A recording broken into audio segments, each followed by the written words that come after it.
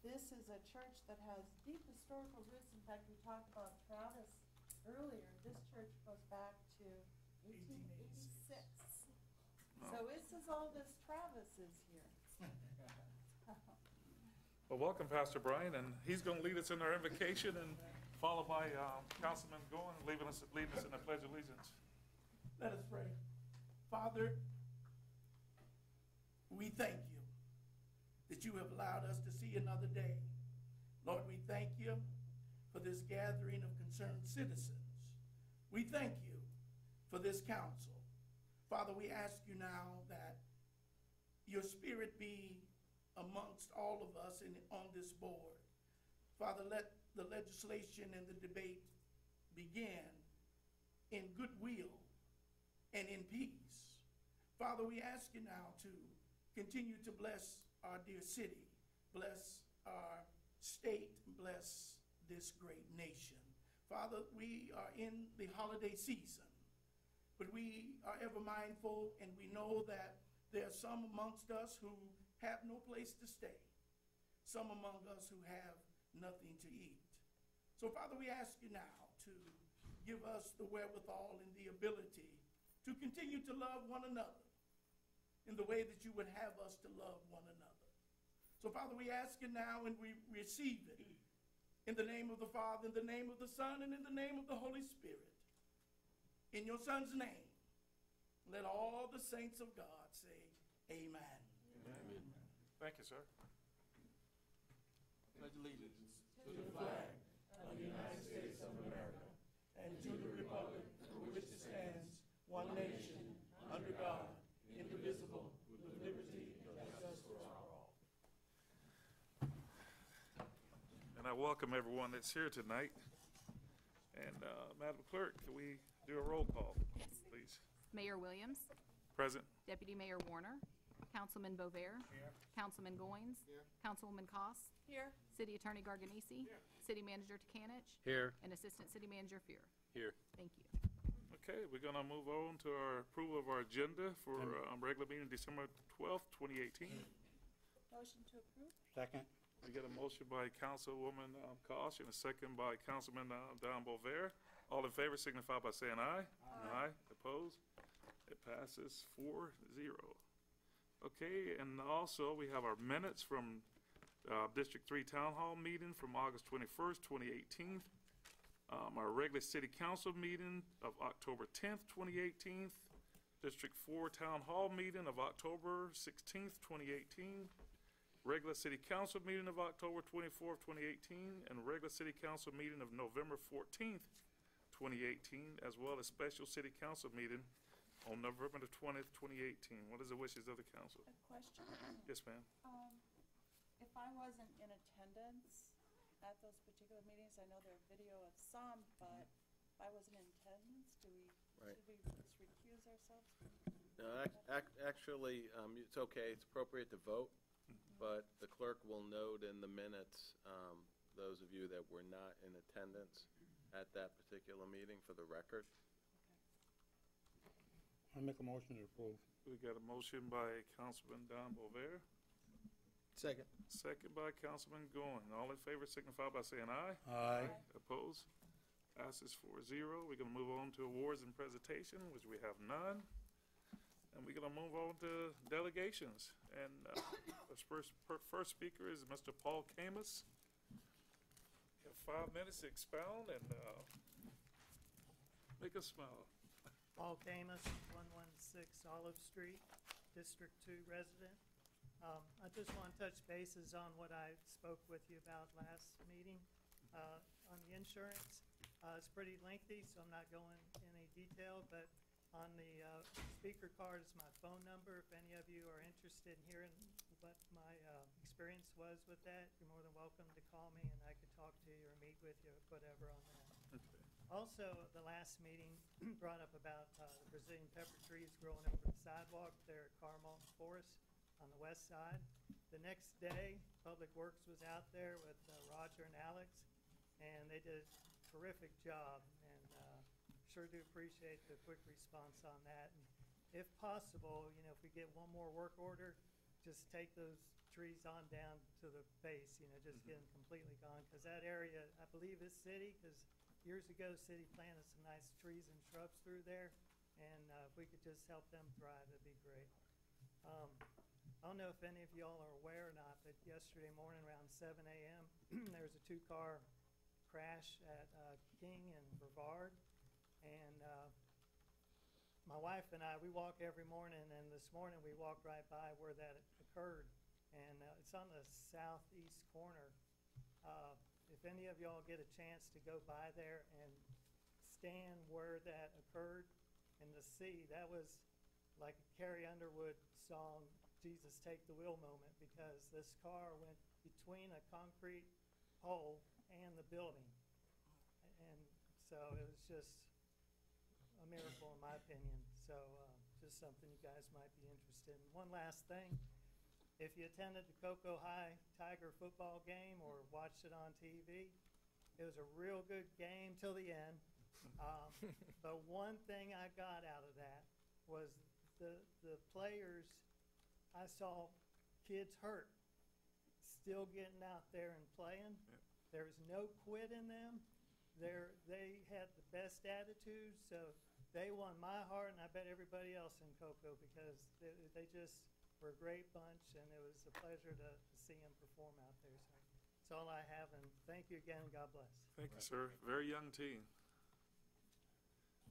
Next, we have Miss Jane Naylor.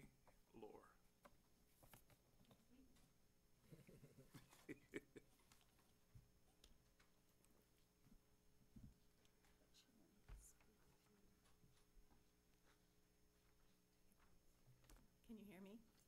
Yes, ma'am. I'm told I have a big voice, so I hope you can hear me. I've written my remarks down because I don't speak very comfortably in public, but the general topic that I'm raising tonight is the subject of homelessness in the city, and I'll describe, yeah. Did you want to speak under the one particular item that, with the reference to the tables and stuff, or the part? That's part of it. Shall I wait? I'm just, it's up to you. If you want to, you can do it now, or you can do another item. Okay. It's up to you. I need to wait. I'm up here. I might as well continue. Okay. My name is Jane Naylor. I've lived in Cocoa for a few short years, so there is much about our city that is new to me. I've come to understand the problem of homelessness in Cocoa a bit better. Is there a reverb? Can you hear me okay? Oh, okay. I've come to understand the problem of homelessness in Cocoa a bit better by participating in various feeding programs. I also mentor a homeless man and have for the past several months. Through the benefit of friendship and emotional support, he has recently received temporary housing, a part-time job. He's one of the lucky few. We have, to put it directly, criminalized homelessness in our city. Our services are so limited, we are forced to leave the job of social work to our police force. This is not their job. Their hands are full doing the important work of policing our neighborhoods and keeping us safe. An hour spent doing what they do, an hour, would convince anyone that adding social work to their job description is a burden they do not need. We do not have a shelter in Cocoa. We have a sharing center that opens its doors to homeless men and women on the coldest nights. They do not accept children. Their capacity is 24. They clear out their lunchroom on cold nights, and people sleep on mats on the floor. They are always over capacity, and the staff ends up driving the overflow to a shelter in Melbourne late at night, as they did last night. Again, probably not in their job description either. I believe that we are better than this. A committee to study the broader issue of homelessness, gather ideas, and make recommendations to the council would be a great first step. Whether we choose to see them or not, Some of our people are out there, excuse me, and they are cold and they are hungry. I need to remind you that these human beings are our citizens too. They may be living under trees and in abandoned buildings, but they are part of our community. We can do better by them. We are defined by our acts of generosity and by the way in which we raise their needs, we rise to their needs as well as our own. A final note about my friend. Today he said to me, "This is not who I am." He said, "I have had a much better life than this before. I had a real home. I had a job. I had enough to help others who weren't as fortunate as me. I want to have enough to give something back." I think we all have enough to solve this problem. I hope we can move it forward tonight. Thank you. Thank you, ma'am. Thank you. Okay, and next we have Donna Kettner.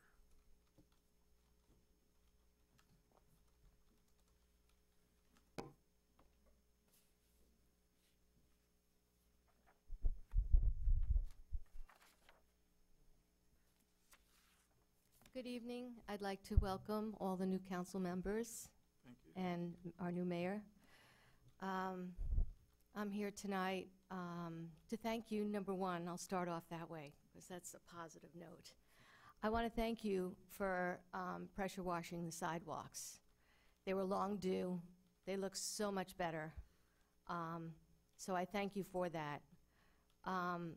There's going to be a problem on our nice, clean sidewalks when a lot of the restaurants in the downtown have to wheel their garbage and their grease to get to other dumpsters around the town.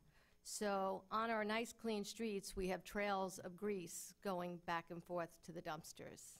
And it's just a shame that we can't come up. We're not, clever enough. I don't want to say that. I really believe that as a town of caring how it looks, that we have to put some regulations on when you're trailing big grease buckets, don't have them overflowing onto the sidewalk.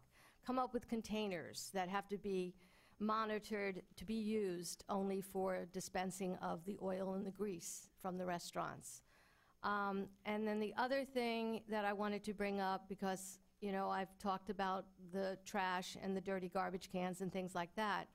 This is the second year in a row that when we're having thousands of people down here for a marathon, they collect all the garbage cans, and there's no garbage cans to put any trash anywhere. There was not one in this town for that weekend. They had stationary plastic bags, but the garbage, whatever garbage container you could find that weekend, it was overflowing with garbage. I had people walking in with their hands full. "I have no place to put this. Can you throw this out for me?" I think when we're having an event as big as the run that we have every year now, we have to take into consideration that there's going to be a lot more garbage. That's not the time to pick up the garbage containers and clean them that weekend. It's just not. Listening to the lady before me, again, my heart goes out to a lot of people who are cold. I mean, I put a space heater out in my shed just for my cats, so I can't imagine being a person and having to endure the cold like we did last night without a roof over your head. Hopefully, we as a town will come up with solutions to help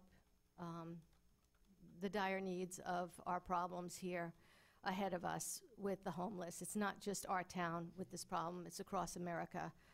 And I think that's really all I wanted to say tonight.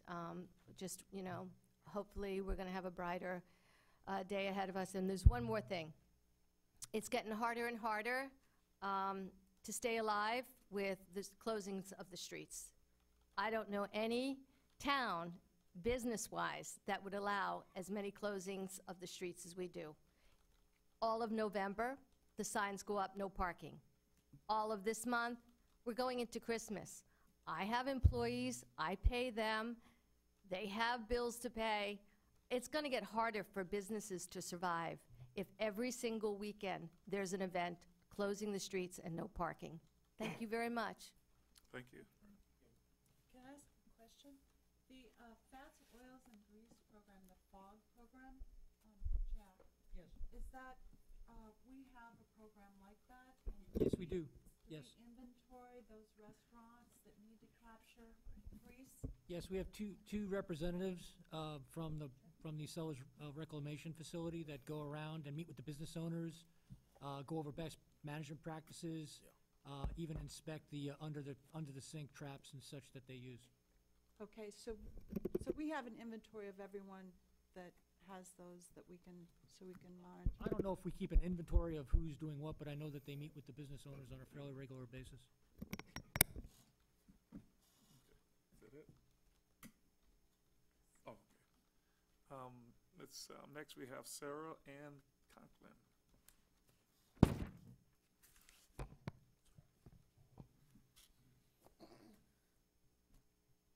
Am I speaking loud enough? I didn't know if I was coming across. You sound great, Bess.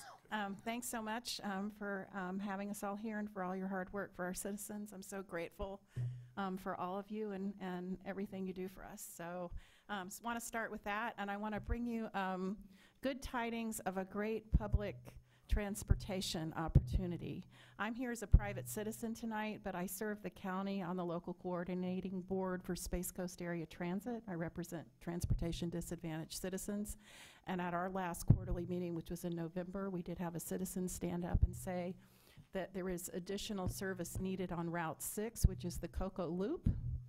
It starts at the transit center, it makes a loop, and I'm sorry about this microphone, by the way. It makes a loop and comes back to the transit center, but it serves Cocoa. The Cocoa portion of that bus serves only Cocoa. And his point was that on Saturday, when a lot of people are working a second job, there's not enough service. There's only one bus every hour on that route instead of two, and there's no service at all on Sunday on Route 6. So I picked up the ball on this in two different ways. At our meeting last month, I asked, is there any state money, grant money available to expand this route? And there is actually some state transportation grant money. They grant half of the cost for the first 2 years. It's called a service improvement grant. That money would be available for this expansion, at least theoretically. And then the county and or the city would need to come up with the other half for the first 2 years, and then after those first 2 years, the state money disappears and it has to be fully funded by the city and the county. I then asked Scott Nelson, who is our current director of Space Coast Area Transit, okay, what are the numbers? Show me the numbers, please, for the potential expansion on Saturday, which would be 10 hours of additional service on Saturday on Route 6, and 8 hours on Sunday. And it comes to about, I'm giving you very round numbers, about $73,000 for both. It's $40,000 for the Saturday, $33,000 for Sunday, because Sunday is less hours. Okay, so of that, if you take out half that the state would potentially provide, we're looking at about, help me math wizards, $37,000. Okay, that would have to be paid by the city and county. And I know from previous negotiations with other municipalities that if a municipality comes up with a goodwill portion of that remaining portion, I think we could make this happen. And I'm just speaking here as a citizen and as a longtime member of that coordinating board. I don't have control over the final decision. I'm just bringing you information from my experience, okay? And I'm not speaking for the board. I'm just providing information. So I'm here tonight to assess whether there's any interest in becoming a transit partner with Space Coast Area Transit for the purpose of expanding Route 6 on the weekend, which would help everybody who needs that bus and uses it for all kinds of things, medical appointments, jobs, social events, church on Sunday. So I see a lot of good potential for use of that service if we could get it. So I just wanted to bring you that, and I'll be reaching out to you individually, and hopefully we can get something going on that. Thank you very much. I got a question. Yes, sir. Would that route for that one particular day, would that be the big transit bus, or would that be a smaller bus? It would be a big bus, and there's a reason for that. Usually that Yes, it would fill. What we find is that when we add service on a fixed route for Space Coast Area Transit, the ridership increases exponentially. So you actually get, when you take a route that's like only an every hour headway, or only comes every hour, and you make that every half hour, you think, okay, we're going to get twice as many people on the bus now because we have twice as many buses. But it actually comes out to be 3 or 4 or 5 times as many people, because people start to trust that the bus is going to come.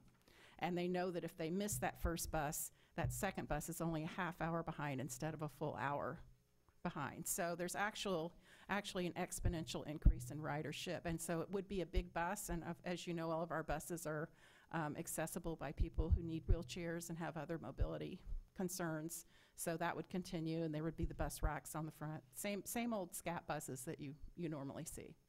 Well, I would love for you to do this for me.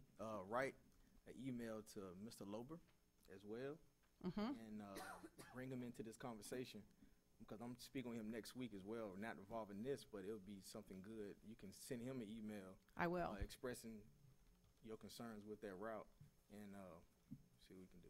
Yeah, that'd be great. But it would be great to have the city as a partner, because I can tell you from just past experiences that even in a, even if the county commission weren't normally inclined to do this, if the city comes forth and says we want to partner, it's like an offer they can't refuse. You know, it's like The Godfather. So I just want to pass that on as a political reality of getting this done. So thank you very much. I appreciate you hearing me tonight. Take care. Thank you. Yeah, can I just affirm her point, because Yeah. when, during the campaign, when I was researching affordable houses and that sort of thing, the thing that was said over and over to me then was that Cocoa actually has, relatively speaking, within Brevard, has a good amount of affordable housing, but that it was one of the reasons it might be less desirable is that jobs tended to be in other parts of the county, or there was not the transportation needed.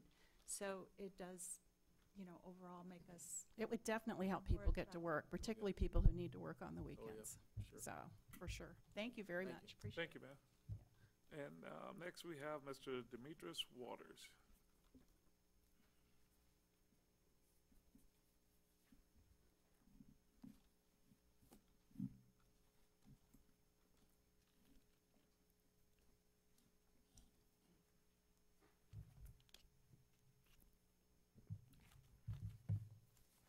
Good evening, everyone. Good evening. My name is Demetri Waters. I live at 911 School Street. I've been the community advocate for 23 years in this district. I took over for Clarence Rowe. For those of you who do not know who Clarence Rowe is, he's one of, unfortunately, the most notorious community activists that we have. He leaned upon the Constitution as justification for his existence, as I do. Today I came before you concerning the incident that occurred last week. I say to you, there's no need to discuss it, because we've all came to the conclusion that it needs to be discussed. But I'd like to thank each and every one of you for the self-sacrifice that you have made for elective office. Sometimes it can be somewhat difficult, and sometimes even those individuals upon your side rods who try to gain influence illegally can put pressure upon good people. So I urge you to continue on in your efforts. For those who are employees of the city, I advise them to get their house in order, because as the people of the state of Florida and the people of the city of Cocoa, we are country in manner. So we're going to stay to old adages, and we're going to sweep around our own dough. Thank you very much for your service. Thank you. That's the last of delegations. We're gonna move on to our consent agenda. Those are wishes. Go ahead. We got a motion from Councilmember Don Bover, Second? second by Councilwoman Kosh. All in favor signify by saying aye. Aye. Opposed? Passes 4-0. We're gonna move on to public hearings. The first item, 6.1, conduct the public hearings in accordance with the requirements of 24 CFR 91.105C with the intent to request a substantial amendment to the city's approval fiscal year 2018 through 2019 action plan in connection with the proposed application to the U.S. Department of Housing and Urban Development, known as HUD, for an $894,445,000. Section 108 loan, 18-622, Community Service Director. Thank you, Mayor. Tonight, we're asking that you conduct a public hearing for a substantial amendment to the approved 2018-2019 action plan. As part of a member of the Brevard County Home Consortium, the city is required to follow the Brevard County Citizen Participation Plan. That was adopted by the Brevard County Board of County Commissioners on March 3rd, 2015. And as part of that, there is a proposed application to the U.S. Department of Housing and Urban Development for an $894,445 Section 108 loan. As part of the Citizen Participation Plan, forgive me, but there's about 10 items that we just need to put on the record. The project is proposed to be for the development of the new Dr. Jolie Smith Center. The project is generally located at the southwest corner of Washington Street and Stone Street within the Diamond Square Community Redevelopment Area and Census Tract 626. The proposed $3.5 million project involves construction of approximately 16,000 square feet, community center with basketball courts, office space for nonprofits, and multi-purpose rooms on 5 parcels owned by the city in the general location of 419 Washington Street in the Diamond Square CRA. The City of Cocoa is pledging future CDBG funds as a repayment source. The current allocation for CDBG for the city is $178,889. The city does not anticipate receiving any program income from this project. However, any program income received will be used to provide services or maintain the facility. The city, as part of the Section 108 loan application, will include a pledge of general funds if CDBG funds are not available. The city's Section 108 loan fund will benefit low and moderate income persons providing services in the low and moderate income area. Services include, at the center, youth programs, health services, financial and utility assistance, dental and prescription assistance, cremation assistance, job training, and budget classes. No activities are anticipated to result in the displacement of any persons.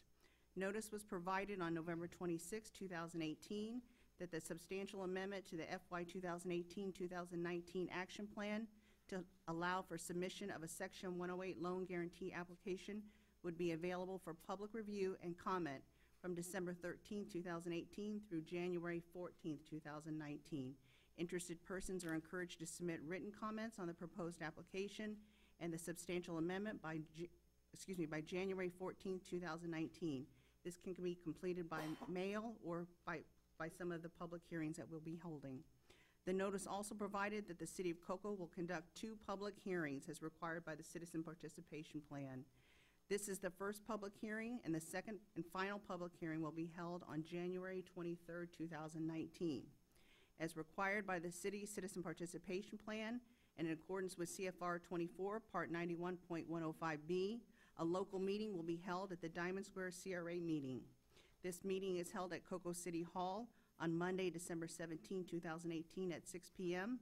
In addition, the city will be holding a meeting at the Dr. Jolie Smith Center, 419 Washington Street on Wednesday, December 19, 2018 at 5 p.m. Public comments will also be accepted at those meetings. The purpose of the public hearings and community meetings is to receive comments and take final action on the proposed substantial amendment in connection with the Section 108 loan guarantee application for the construction of a new Dr. Jolie Smith Center within the Diamond Square CRA. A draft copy is available online at www.cocofl.org, at Cocoa City Hall, the Cocoa Public Library, and the Brevard County Housing and Human Services Department. Staff is requesting City Council conduct a public hearing to provide any comments on the Section 108 loan process. Thank you, ma'am. I don't see any lights for the council, so I'm going to close this to the council and open up to the public for comments. Any comments from the public? Anyone?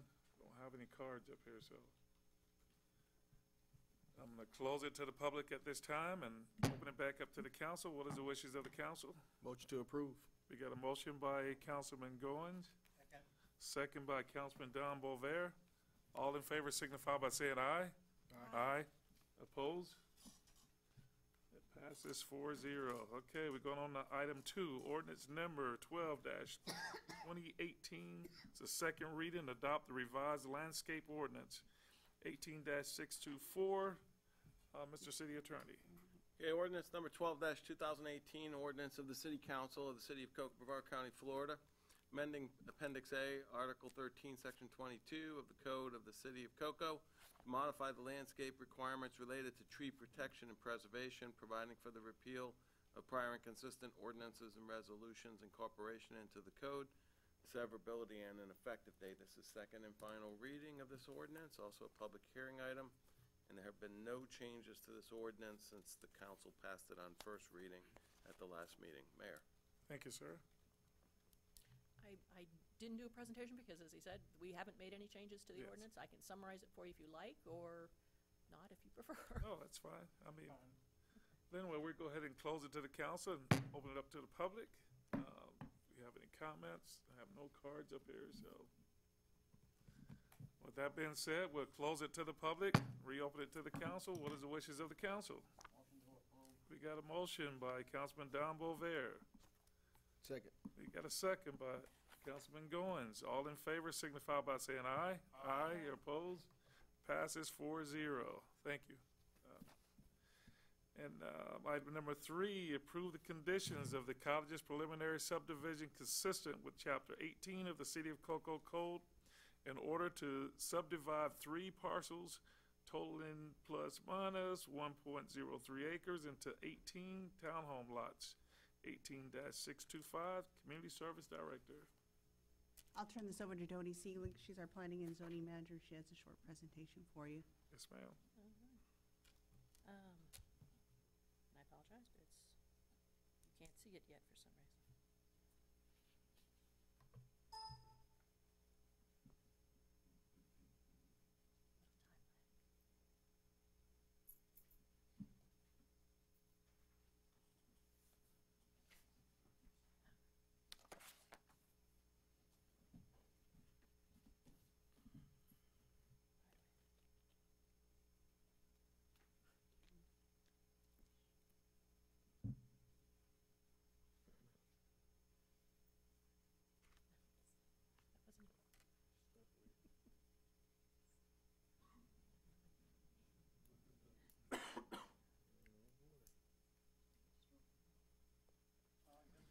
What, do we have an alien grab here? Or?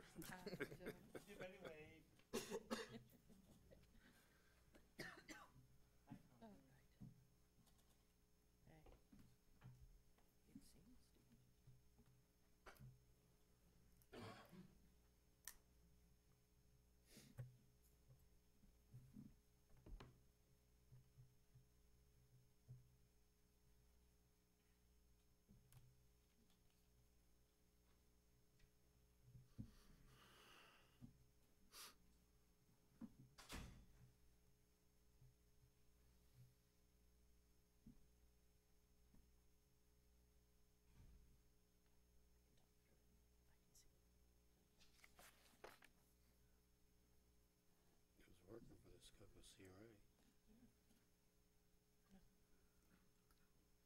There you go. Okay, a minute. Hey, all right. Thank you. That had the magic touch. All right. So this evening's item, this item is preliminary subdivision for the cottages at Cocoa Village.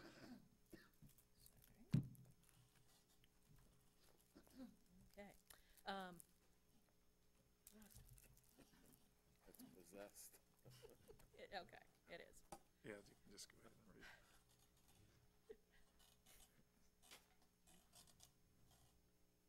You can see it, right?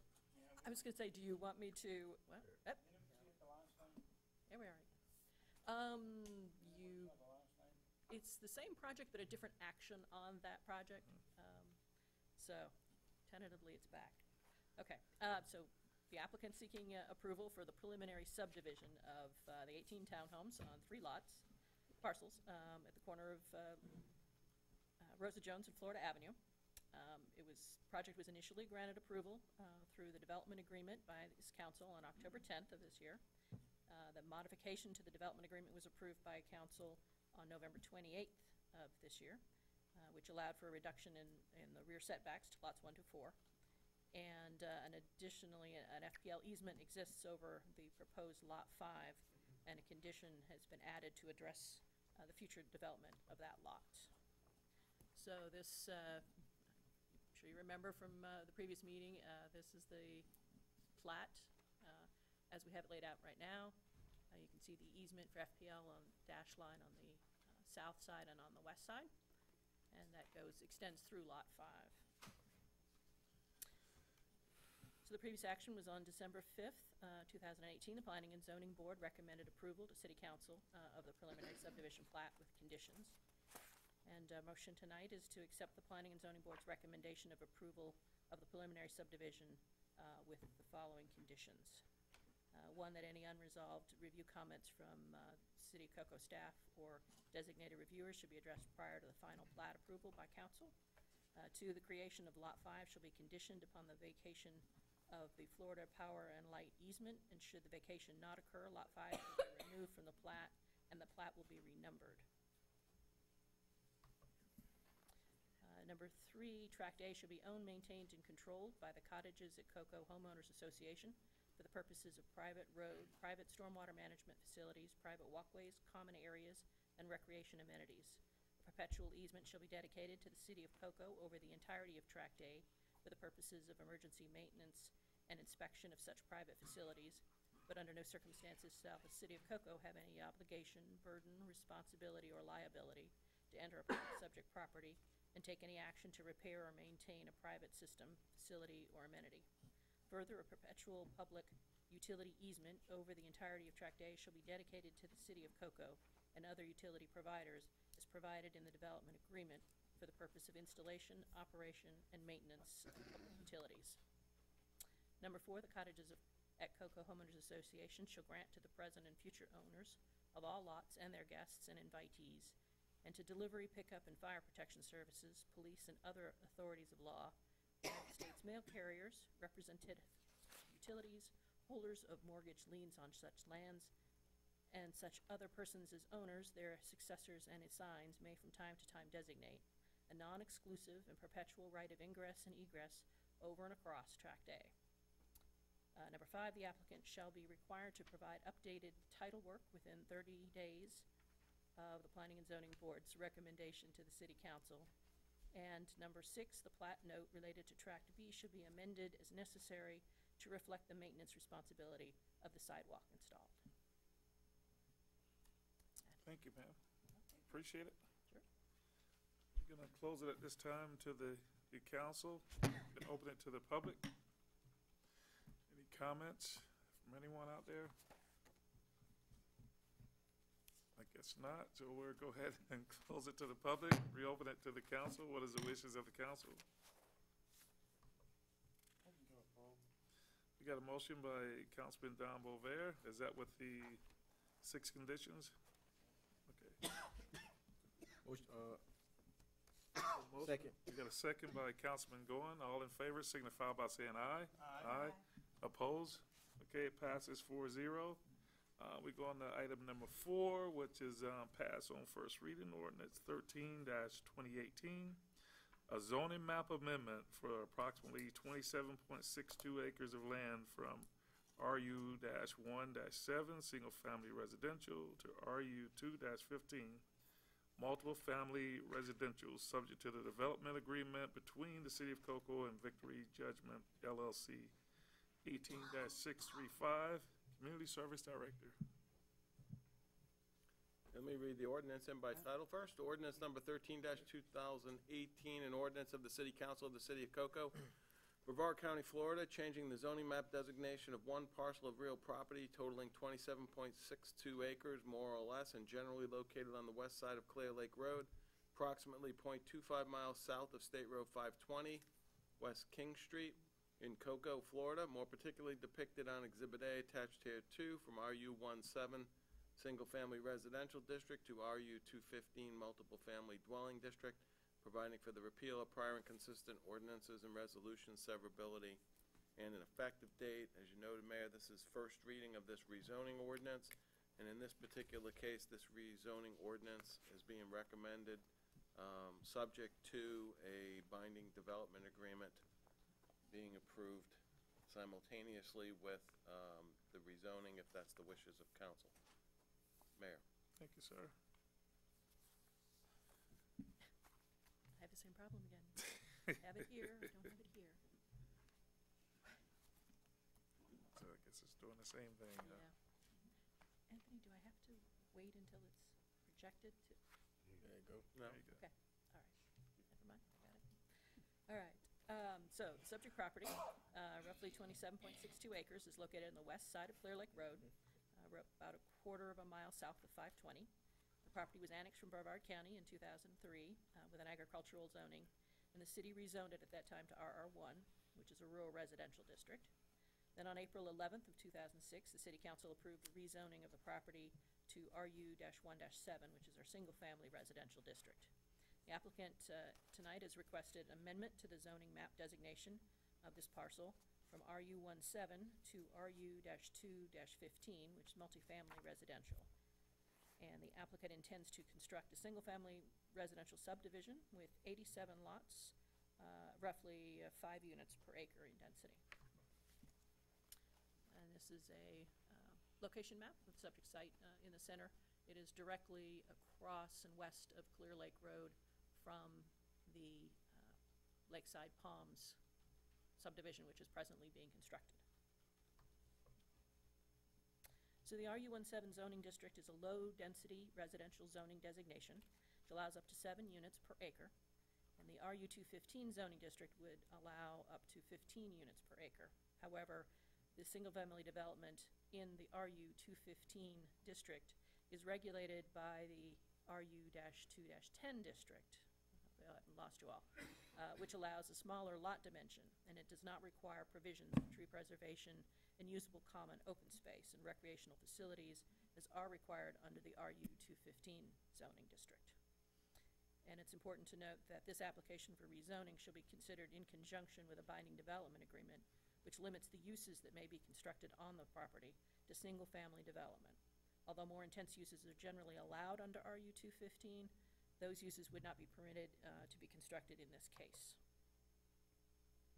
The RU-210 zoning district was intended to promote compact urban infill development and primarily used in the heart of Cocoa and older grid-designated neighborhoods, which are already close to urban amenities and services. Utilization of the RU-210 standards in the development of new subdivisions with smaller lot sizes of 5,000 square feet, which is roughly 50 feet of width and 100 feet of depth, without the corresponding shared amenities, can result in single-family housing without a sense of community and prone to economic depression. For that reason, on October 24th of this year, the City of Cocoa Council gave direction to staff to prepare an amendment to the zoning ordinance of the City of Cocoa, specifically related to developing single-family housing utilizing the provisions of the RU-210 zoning district regulations outside of the heart of Cocoa and other infill or redevelopment areas. That amendment will be placed on a future P&Z board agenda for consideration. Because the application for this rezone was already received by the city by the time that the council gave direction to staff on October 24th, the applicant agreed to enter into a development agreement taking into consideration the council's direction. The development agreement restricts future development on the property to single-family construction based on the RU-210 lot standards, but requires the developer to provide amenities for the future subdivision, specifically a tot lot, benches, pavilion, and multi-use field, a pedestrian crosswalk, boardwalk, and viewing deck over water, and a boardwalk and viewing deck over the wetland area will be provided. The creation of common amenities reduces the number of homes from the initially proposed 89 lots to 87. The applicant submitted a revised preliminary subdivision and a revised plat, which is Exhibit B, showing the proposed subdivision inclusive of the wetland conservation area and the 2 tracts that have been dedicated to open space. So this is representation of the plat. It's a little blurry, I'm sorry. It's going to be labeled Amalfi Drive. In the center you have a Tract A, which is stormwater. To the west, the white space is all Tract C, which is wetland. And for those of you in the audience, Tracts, I believe this is E and this is D, have been added. These were originally to be homes. This one down here, D, will have a an access along the rear of these other 2 lots to provide access to the wetland area. This lot up here, I believe, is intended to be the tot lot pavilion kind of lot. And then there is a cross-access crossing planned between these 2 lots to provide access to the stormwater with a boardwalk and a viewing area. And this is page 2, which just provides the greater detail of access ways.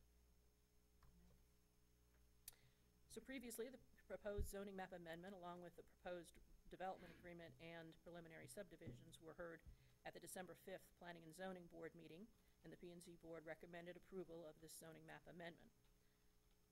And the motion before you is passing on first read ordinance number 13-2018. The zoning map amendment consistent with Appendix A zoning, Article 22, to change the zoning map designation of one parcel from RU-17 to RU-215, as depicted on Exhibit A, subject to a development agreement between the City of Cocoa and Victory Judgment LLC. Thank you, ma'am. Appreciate it. There's no comments for the council. I'll Just have a question. So the boardwalk is just in the central stormwater area? No, Or is it on the wetland as well? Right, there would be 2. There would be one, crossing between these 2 lots to provide access to the stormwater pond and the viewing area, and then one at the back here of D that would provide access to provide a boardwalk and a wetland area. So you'd have both. Did that help? Yeah. thank you. Anything else? Anybody? Okay, at this time, I'm gonna close it to the council and open it up to the public for any public comments. Seeing none, I'm gonna go ahead and close it to the public and reopen it to the council. What is the wishes of the council? Got a motion by Councilman Don Bover, and we got a second by Councilwoman Kosh. All in favor signify by saying aye. Aye. Opposed? Passes 4-0. And Miss Rogers, I apologize. I have a card here for you. It says agenda item number 5. And that item is, those 2 items are gonna be postponed, so. Okay, well, I put down the wrong number, Oh, okay. so I will wait until you come up to 7-4. 7 and a .4. Okay. Thank you. Okay, we're gonna move on to council business at this time. And first item on the council business is approved request for requested 2019 street closure in association. We're gonna act on this. Yeah, excuse me, Mayor? Did I miss something?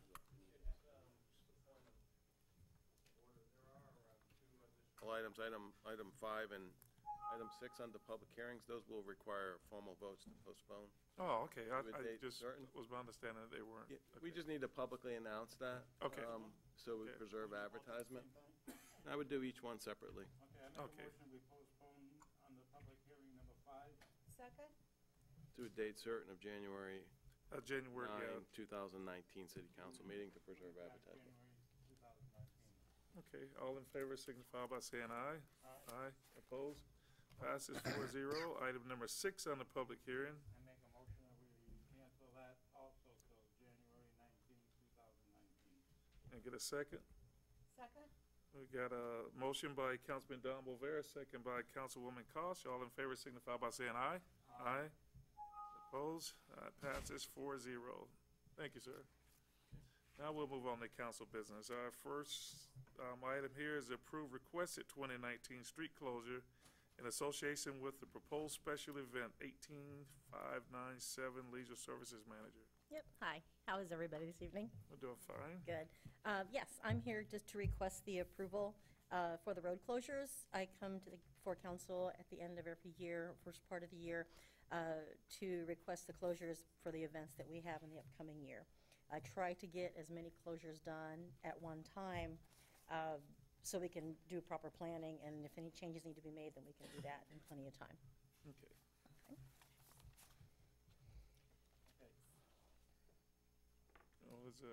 I'll make a motion that we approve the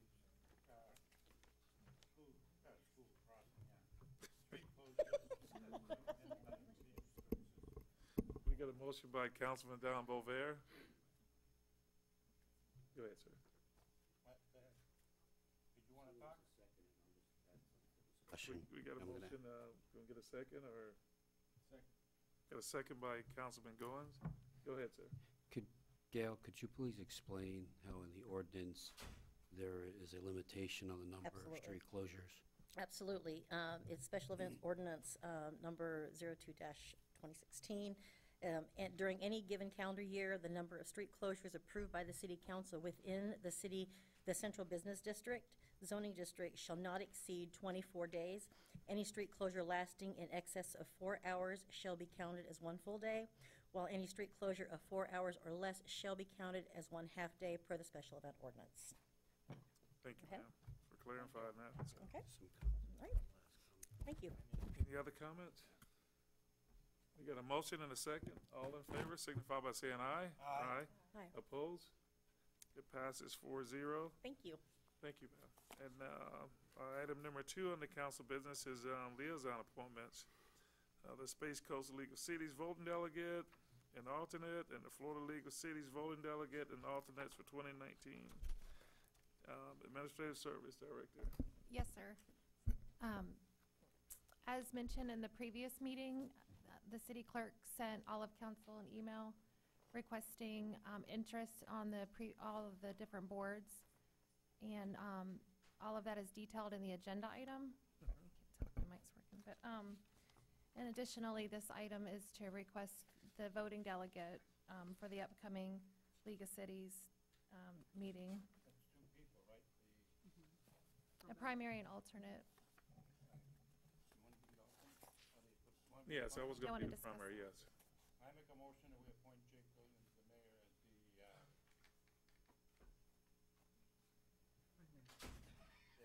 head. Their primary. The primary voting delegate. Yeah. Second. We got a first by Councilman Don Bover, second by, What, point of order? yes, ma'am. Isn't it always nominations when, No. or is it just a motion to It's, support? it's just a motion to support whoever you want for that liaison position, unless you got, Well, I definitely support you in that, Oh. so. That's not the issue. no, I mean, if understand. there are, I read through the. But I mean, if there's others that if are, there are others Yeah. you wish to nominate, Oh. certainly Yeah. put that on the Put it- floor. Typically, the rules technically are, it's a 2-step process. Nominations first, close nominations, and then you select the nominee and vote. yeah, Okay, that's the process under the rules. yeah, Many times, it's streamlined. I mean, in this particular case, the city council has filled out the ledger and voted on all of the appointments at one time. It's whatever the council wants to do. yeah. But certainly, if somebody else wants to make a nomination for one of the seats, the council member's entitled to do that. And it's only 2, correct? Yeah, a primary and Right. an alternate. Yeah. In other words, if the mayor can't make it, then the alternate goes. And it's for just a primary for the Space Coast League of City delegate votes and alternate, and the Florida League of Cities delegate. And was your motion for both of them, or was it for? Just for you, But I mean, for both the For Space both. Coast and Florida League of Cities, or? Right. I thought it was all one. No, they're all different. Oh, Space separate. Coast League of Cities needs a primary and alternate. Yeah, Florida League of Cities needs a primary and alternate for their annual conference, Oh, typically. okay. Right now, we're voting just for the. Space city, Coast. Right? Space Coast. we League just of voted. Cities. Space Coast, yes. Yeah, we're just, right now, I think we're voting for the Space Coast. Okay, Now you have me I down as a, nominate Jake Williams for the Space Coast League of Cities as our Primary. primary. and we needed an alternate as Yeah, we're well. gonna vote on you first. Or can we do both those together, or primary and alternate, or? Depends on how many different people are nominated, but it's up to the council. Well, And in that- terms of Space Coast League of Cities, I had also requested to be on that, but I'm fine to give that up since Brenda she would like to be alternate. I'm particularly interested in the Transportation Planning Office because I have Yeah, TPO, constituents yeah. that are going to be impacted by the 528. And so I want to be involved in that. You can be on, well, we get to that after. We gotta Okay. finish this first.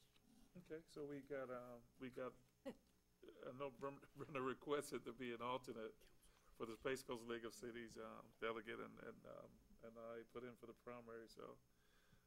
Does that motion include me as a primary and? Yeah, you as a Yeah. primary. And The second on the floor already. Get a vote for the alternate. Am I right? no, we can You include could do both both. of them. We could You can do both both. together if there's no, you can do that if you want. Okay, I second the motion. Okay. Now, your motions includes the primary and secondary, Yeah, right? we didn't vote for a secondary, like, we haven't got a name. Alex, you wanna be the secondary? Well, Brenda, Why don't Well, we- I think yeah. Ms. Warner. Brenda's already there. put in Deputy Mayor for it. sent a note that In she a wanted memo? to be considered. Okay, Brenda, so we're Yeah. gonna make you the primary and Brenda the second. Yeah, she sent a letter that she wanted to. Okay. In the Okay. agenda item, each board is listed, the interest of each council member has, the city clerk has listed by council member, each board that was of interest.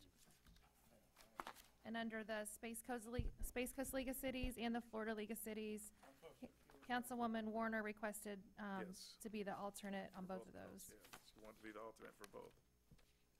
So she's been the alternate for what she wants to be alternate for. Okay. One- So, can I just, for council, while you are voting for a primary and an alternate, all members of council are still invited to attend the Space Coast League Yeah, of Cities events. Just when it comes to the voting, if there's, Yeah, these are just the voting delegates. and that would so- be the same for the Florida League of Cities. So Brenda, I nominate Jake Williams for the primary and Brenda Warner as the alternate. Okay. Space Coast League of Okay, we got a motion by that Councilman Don Bolvere for the primary and an alternate for the Space Coast League of Cities. I'll second. We got a second by Councilwoman Kosh. All in favor signify by saying aye. Aye. Aye, opposed? Passes 4-0. Can we get a recount? Okay, and then we got, and then next we have Mark the County, Broward. Florida League of Cities voting delegate Can we get a recount, sir? and alternate. I'll make a motion for Lorraine Cost to be the alternate. For what, I'm sorry, didn't Is what are this we for voting the on? For the Florida League of TPO. Cities? That's right. Because- Well, this is Florida League of Cities. For the This Florida is- League of Cities. We need a primary and an Okay, alternate. and we've already got, and That's the Councilwoman or Deputy Mayor Warner. She's on was- Space Coast. Okay. Well, normally well, So it makes sense the for norm, her if you're to be- doing the Space Coast, you do Florida League of Cities because you're just carrying forward a lot of legislation that's, and it's just, Okay. My interest. but I is mean, in that's just the norm, but it's up to you guys. so. Makes sense. You wanna do that? You wanna be the primary for the? Yeah, I'll be the primary because for Who's the, gonna be the alternate? Lorraine, you wanna be the alternate? No, I would I rather think, be the Okay, alternate so on we'll the get Space Brenda and Coast. you, I guess, right? yeah, Councilmember, I I'll mean, make a motion for the Florida League of Cities, that we appoint Jake Williams and Brenda Warner in that order. Okay. We got a motion by Councilman Don Bolvere, that the mayor would be the primary and the deputy mayor would be the alternate. Deputy Mayor Warner would be the alternate for the Florida League of Cities. Get a second? We can go ahead and vote on this. Second. We got a second by Councilman Goins. All in favor signify by saying aye. Aye, or opposed? It passes 4-0. And Hey, then, Mr. Mayor, can I just summarize the rest of the boards that yes, are in the agenda item, just for the record? yes. Okay, if that's okay. So in accordance with the agenda item, the individual liaison requests were for Mayor Williams was the Housing Authority, the Planning and Zoning Board, and the Space Coast TPO as the primary member. And we've already addressed the Space Coast League of Cities. And then also I requested the Brownfield as well. Oh, okay, The deputy mayor didn't want to do it. She just put it down there, so. okay. Okay, and the clerk will add the Brownfields. Deputy Mayor Warner has requested the Board of Adjustment and the Space Coast TPO alternate, and then the alternates for the Space Coast League of Cities. Councilman Bovair has requested to be the liaison of the Code Enforcement Board and the US 1 RDA. And Councilman Goins has requested the Diamond Square RDA. And Councilwoman Koss has requested to be the liaison as the Sustainability Advisory Committee, the Utilities Advisory Board, and the Affordable Housing Committee, and the Space Coast TPO as well. So, my hope is to be the alternate, primarily because, again, I have constituents in High Point that are impacted by the 528 I'll just, project. Yeah, but they talked about that. I was on NPO for 6 years, and that won't be till 2030 by the time they even decide to do anything with it. Just for your information. I was at Well- the last meeting, they're gonna have a meeting in the spring about that expansion, public Jake, meeting. the city manager wants to talk. yes, sir, go ahead. I was just going to advise that maybe continue the way you're doing before, take each board individually. Okay. Now that you know with before you who is, Yeah. might make it easier, the way you Yeah. did the first two. Okay. Okay then, and, sorry about this, everyone, well, just take it one step at a time here. Okay, and we got our Code Enforcement Board. I'll make a motion that, Councilman, Don Bover, be the liaison to the Code Enforcement Board. Second. We got a second by Councilman Goin. All in favor signify by saying aye. Aye. Oppose? It passes unanimously 4-0. We'll go on to the Diamond Square. Yeah. We got a motion by Councilman Don Bover that Mr. Councilman Goins be the liaison to the Diamond Square RDA. Second. We got a second by Councilwoman Cost. All in favor signify by saying aye. Aye. Opposed? It passes 4-0. Housing Authority, That's the mayor. you got need a motion to the Housing Authority? I make a motion, the mayor. We got a motion by Councilman Don Bover, Second. second by Councilman Goin. All in favor signify by saying aye. Aye. Opposed? We passes 4-0. Planning and Zoning Board. I mean, it doesn't matter to me, but if it, No, I'm fine with, you Okay. want to do planning and zoning. okay. No. No, you. The mayor's Yeah. requested that. Yeah. Okay. The mayor requested it? The only Yes. member that Yes, requested yes. is the mayor. Yes. Yes. Okay, I make a motion, the mayor be appointed to the planning and zoning board. Second. We got a motion by Councilman Don Bover, second by Councilwoman Cost. All in favor signify by saying aye. Aye. Opposed? Passes 4-0. And then we have our Space Coast League of Cities. We did already. Okay, Space Coast TPO. I make a motion that Jake Williams is the primary and Brenda Warner is the. Or did, You okay. already did that one. I'd make, Go ahead. No, TPO, he's on now. I think, I would like to serve as the alternate since Okay. Brenda is serving on the others. Okay. Brenda's on enough, as it is now. All right. I make a motion for Jake Williams to be the primary and Lorraine Cost be the alternate. Okay. Well, we got a motion by Councilman Goins, that the mayor would be the primary and Councilwoman Cost would be the alternate. We got a second by Councilman Don Bover. All in favor signify by saying aye. Aye. Opposed? It passes 4-0. We have next our US1 Cocoa RDA. Actually, Mr. Mayor, there's if you look at the agenda item, there's a line space that's missing, but the Sustainability Advisory Committee. Okay. Oh, that's on the other side. Well, okay. Oh, okay, I see it. I'll make a motion that Councilwoman Kosh be our liaison to the Sustainability Advisory Committee. Second. We got a motion by the, Did I miss, time out, did I miss something? I think we were voting on US1 RDA. we did, but I skipped one, so I just went back. Oh, I'm sorry, okay, Yeah. I'll second Lorraine Costas, Well, we, I got it. Yeah, we got a first and a second. All in favor signify by saying aye. Aye. Opposed, it passes 4-0. Now we're gonna go to US one RDA. It's my fault, I'm sorry.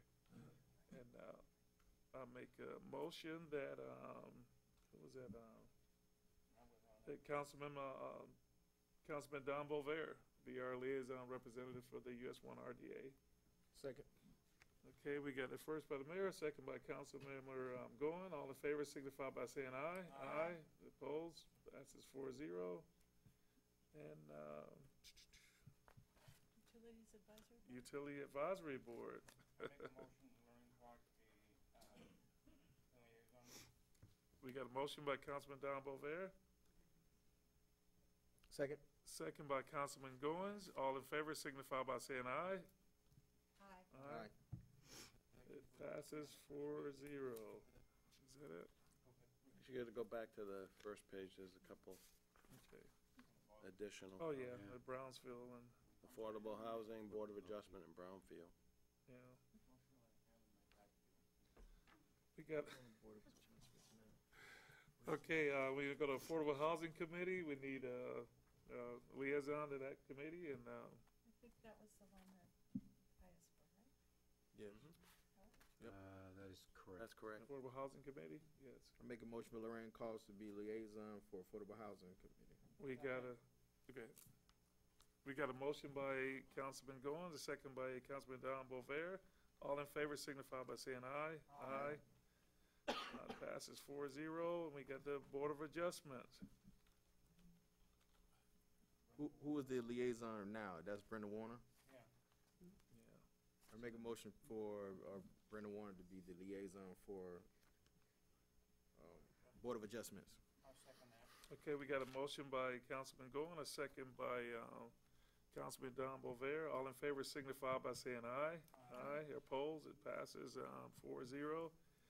And then we got the Brownsville Advisory Board. We didn't do that already, did we? No. No. Okay. Three, one. Yes, sir. Make a motion, Mayor. Jake Williams be appointed. We got a motion by Councilman Don Bover. Second. We got a second by Councilman James Goins. All in favor signify by saying aye. Aye. Opposed, passes 4-0. I think that concludes this, and then we That's all of them. can kind of move on. Okay, we're gonna move on to item number 3 on the council business. Unless there's Okay. anything else. Yeah, I'll go ahead and address this. This item was postponed at the last council meeting to January's meeting.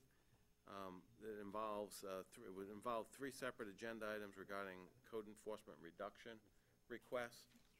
After the meeting, we were able to ascertain what the situation was and work out a code enforcement satisfaction agreement with the applicant. And first order of business that we're requesting is that you remove those 3 items that you tabled to the January meeting this evening for consideration. And if you remove it from the table early, we can get into the subject matter of the satisfaction agreement and hopefully resolve this matter this evening rather than wait till January. I'll make a motion to remove this item. That'll be item number 2. Second. Just- Second. We got a motion by Councilman Goins. We got a second by Councilman Don Bover. And this motion is to remove the table council agenda file number 18-539, 18-542, and 18-562 presented at the November 28, 2018 council meeting. And this is being moved to the January, This is being, if the motion passes, we're going to consider it this evening. okay, okay. Okay, we got a first and a second. All in favor signify by saying aye. Aye. Opposed? Passes 4-0. Okay, this item involves several code enforcement liens, and it went to the Board of Adjustment for a recommendation. If you recall, at the last meeting, there was an issue of whether or not the applicant still owned the property at 1040 Azalea Lane. We learned after the fact that that property was sold in a tax deed sale, and interestingly, it was sold to a different person, so it was under a different name. In fact, we learned that through my office, we were successful a couple of days after the last council meeting to have surplus funds from the sale, tax deed sale, distributed to the city of Cocoa, that went to actually pay off several of the code enforcement assessment liens against that property. So, from a code enforcement standpoint, there are a couple of additional pending code enforcement action that staff has brought against the new owner at 1040 Azalea Lane. So under those circumstances, working with the applicant, we're recommending that the city council approve a code lien satisfaction agreement to resolve all of the code enforcement liens and that are remaining involving Gladys Thomas, and go ahead and resolve those code enforcement liens. And the bottom line total is the city would receive an additional $17,427.04, and that would resolve the code liens for Gladys Thomas, and then under the code enforcement satisfaction lien, the other two code enforcement liens that total approximately $700,000 will remain running against 1040 Azalea Lane property. However, the applicant, Gladys Thomas, will not be responsible for those code liens any longer. We would do a partial release and release Gladys Thomas from those code liens in exchange for $4,200, which was the original recommendation from the Code Enforcement Board regarding those two code enforcement liens. So basically the burden's going on to the new owner, right? for two of the code enforcement liens, the burden will remain on the 1040 Azalea and the new owner. Okay. But Gladys Thomas would be taken care of, assuming that they pay the $17,000 change within 60 days of the council's decision this evening. Okay. So I think we were able to resolve this matter put the city in a good position. Okay. Okay, I make a motion. Hold on a second. We got a card here from Mr. Victor Watson, attorney. I was just here to answer any questions. I'm satisfied with our city attorney's recommendations, and with that being said, I'll make a recommendation that we follow the city attorney's recommendation and forgive. Actually, just approve the code lien satisfaction agreement. Approve the recommendation from the city attorney. Okay, we got a motion by Councilman Don Bover. Second. We got a second from Councilman Goen. About the comment, or? Yeah, I think this, I had an issue with this the last time, for several reasons, because that particular property was just a mess for a long time. But so I appreciate, the attorneys, both attorneys just coming up with an agreement. I'm satisfied now. I was not at the last meeting, but I think, with y'all good work and coming up with a, agreement is a good thing. Thank you, sir. We got a first and a second. All in favor signify by saying aye. Aye. Opposed? It passes 4-0. We're going to our next item, which is City Council's direction regarding placement of picnic tables at the Lee Winter Park Pavilion. 18-640, Assistant City Manager. You don't have to put it up yet. No, okay. The Assistant City Manager's for them. Okay. Well, actually, the item was placed on the agenda at the request of Councilmember Koss, so if she would like to present on it, it's Okay. But fine. actually, I don't remember requesting that it be put on the agenda, but it is. Or rather, I I'm didn't sorry, realize that it needed to be the asking requested. for action, Okay. that's good. what it was in terms of the whole council making Okay. the decision. Okay, great. So I'll just give a little background and. So I'll just give a little background, and I have a motion to make, and then I know we have cards and people that want to speak, because I know that they're quite anxious about this. Let's see. To start, I requested that the tables and benches be brought back to Lee Winter Park for a special event that is going to take place next Tuesday on the 18th. That is going to be a Christmas dinner for the homeless. This particular group is an organic group. It's multi-denominational. Really interesting group, actually. I met several of the supporters while I was campaigning. And I had the opportunity to attend one of these dinners, and I was really impressed. I was impressed by the fellowship and the community, both of the people that were serving and by the homeless community. I was impressed. I realized how much they were taking care of each other. And the community that was in service, they have come to know lots of these folks by name. And, follow up on different things from week to week. And I was just really impressed with the event. Everybody cleaned up afterwards, and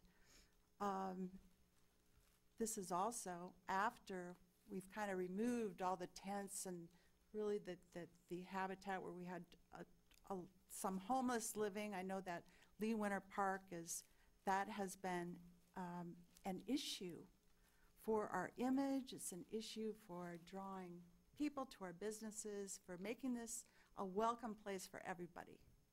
And I want you to know that I'm totally sympathetic to that, having worked in DC for many years. And I think that we have some things in place that we know that we can make everyone feel welcome. Last April, they took away the benches. Evidently, there were some problems, and I don't know if there were any rules in place or whatever. They just decided to take away the benches. And so what's happened by this group that has been evidently doing this for some, I don't know, I was told 10 years, that they actually are bringing in tables and chairs now to the Lee Winter Pavilion to serve these meals on Tuesdays. So I think, the community, particularly those that live in the village, really are concerned about those awkward situations, about encouraging or attracting homeless to our area. I don't think that's what's going on. But I did meet with several of the people that are leading these groups, leading this particular group this afternoon. And John had mentioned to me another property that is available, Fire Station 1. It's an open area that's in a fenced area. That's where the benches were taken when they were taken away. And they were in agreement that they will begin, that their dinners will be served in that area. However, because this is a homeless community without addresses, they're unable to reach people for the Christmas dinner that is planned for next Tuesday. They still intend to be there. And Teresa Riley, the owner of Rockledge Gardens, has been kind enough and has been, since last April, paying her staff to bring in those tables and chairs, and she's going to do that for next Tuesday. After that, this group is going to begin going to the Fire Station #1. But I wanted to say something in regard to, and this is where I wanted to show that photo, because I had ridden my bike down there. Are you able to bring that up? It was just, it's a PowerPoint. It's called Stroller Strong Moms. And I wanted to point out that one of the things we have to do to change the image, if you're talking about changing the image, talking about making the waterfront park available to all, welcome to all, that rather than getting rid of things, rather than tearing down the pavilion. I mean, if we decide to build something else later on, okay. But right now, before we have plans, we have a great pavilion that is a community asset and that a lot of people may find some purpose for. But we're still fighting this image that homeless used to live there and maybe they don't even know about the opportunity to use that pavilion. Well, I rode my bike down there the other day and there's this group called Stroller Strong Moms. And would I have loved to have this when my kids were little? And basically they do their exercise with their kids, they're out there in the park. It's an example of really using that valuable community asset. And then I recalled in another lifetime when I lived in North Carolina, lived near a park, there was a church choir group that in good weather would always meet at the park, and that's where they would practice. And, you know, I recall times just staying home just so I could listen to them. So there are a number of uses that, in terms of going forward, making this park welcome to everyone. You know, personally, I would have liked to have seen it open to the homeless on Tuesday nights for that very special dinner. But I understand, and they'll have an opportunity to speak. There's a lot of opposition to that. The other thing I wanted to do, and maybe it's a process because I have a motion to make, and then if it's seconded, there would be some discussion afterwards, and I don't know that the community remarks may change after that, so it's appropriate to make the motion now. It is? Well, I would like to make a motion that we form an ad hoc committee that look at our homeless issue in Cocoa, that take an inventory of the services available, get an idea of what they're doing in other parts of Brevard, and that look at more innovative models in other cities, and that they come to council and give us some actionable recommendations. Because I just don't think it's enough to keep pushing the homeless out of our city. I think we can't solve this problem by ourselves. This is a big problem. It involves everyone. It's going to take everyone. But we have enough humanity in Cocoa, enough heart in Cocoa, that we can at least do just a little bit, just a little bit to make it better here, to let people know that we are a community with heart. And, you know, I asked Millie, and this is my constituent that had approached me about this and the benches next week. I asked her, you know, you've been doing this, you're dedicating all this. Why do you do this? What do you really get out of it? And she said, when I serve, I look into their eyes and I see God looking back at me. And she really pulled on my heartstrings. And I also have in mind that I would like to nominate her to chair that committee and also invite someone from the high rises in the village, as well as, you know, if any one of the businesses wanted to participate. We have to have a plan. We need actionable items that work for everybody. You know, maybe we can even convince Reverend Bryant to join us as well. So let me make it, so should I make the motion here?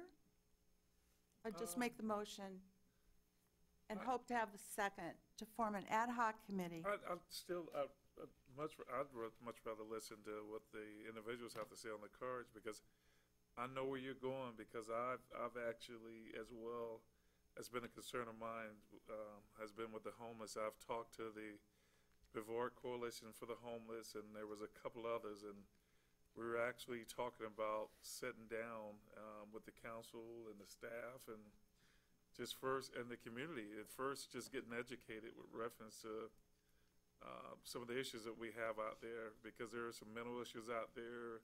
there's some folks out there that really doesn't want to, they just came upon some bad times, and it just goes on and on and on, and they've actually have gone out and have gotten some numbers, and I wanted them to come and educate not just the council, but the staff and our citizens as well, and then just try to figure out what we can do as a community, because it's not just a Cocoa problem. This is a Brevard County. This is just a problem that goes throughout the state. And it's a national problem, and it needs to be addressed. We can't keep pushing it aside. But I have reached out to them, and I say, this is a start, but I'd like to hear from them and then have you make your motion, and then we just go from there. Yeah, that was gonna suggest maybe at the next meeting or maybe the other, You know. get more background on it, and that we're gonna kick it to the curb. But I don't think it's ready to vote on tonight, and now I hear where you're coming from, Lorraine, and there is about homeless, the whole country, suffering very bad, the bigger the communities are. Where I used to come from, the community is 135,000 people, and my brother was just telling me, he says, the homeless is almost outnumbering the regular population, because they're coming in from Canada and this and that. So, it's a big, I sympathize with you 100%, believe me.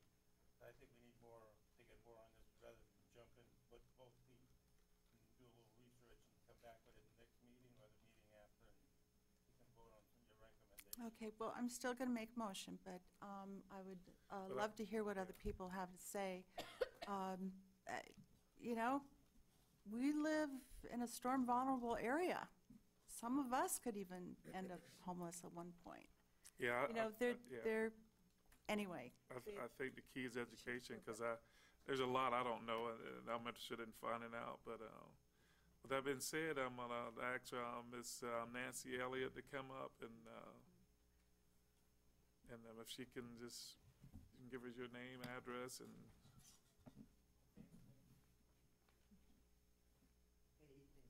Good evening. I'm Nancy Elliott, and I live at 3406 Indian River Drive, and I also have property at 318 Delanoy, so I'm interested in this Lee Winter Park situation as an adjacent property owner. I'm going to speak to you representing Historic Cocoa Village Association. We do a lot of events in the village. We have a lot of activities in the village. It's a beautiful place. They have fabulous venues. When we create events and essentially invite people to our city, invite them to our village, it's implied a certain level of public safety is implied, and when we have gatherings, the requirements are based upon the number of people. And I couldn't hear very well. Were you talking about 200 people at this particular dinner event? No, they usually have, the one I attended, there were probably 15 people in service and at least 30, maybe 40. Okay, so that's a smaller group. A number, mostly women, children. Yeah. Not threatening figures. Yeah. We always have to provide a police presence, an EMT presence, depending on the size of the crowd. When there's food involved, there's food safety inspections the state requires. These are just things that go along with protecting the city and their liability, protecting the people who are the invitees and their public safety and their health. Rather than backdoor people down to an undeveloped construction area, staging area, why can't we invite them to one of our clear developed venues, go through the city, take advantage of leisure services? They have fabulous programs already developed to do all of this protection. The guidelines are very, very generous, and they have tables. They have a whole bunch of tables stored in the Civic Center that wouldn't require Public Works putting out already removed, and because they were unsafe, picnic tables. We can use the portable tables if that is really the issue here, is wanting tables for a particular venue.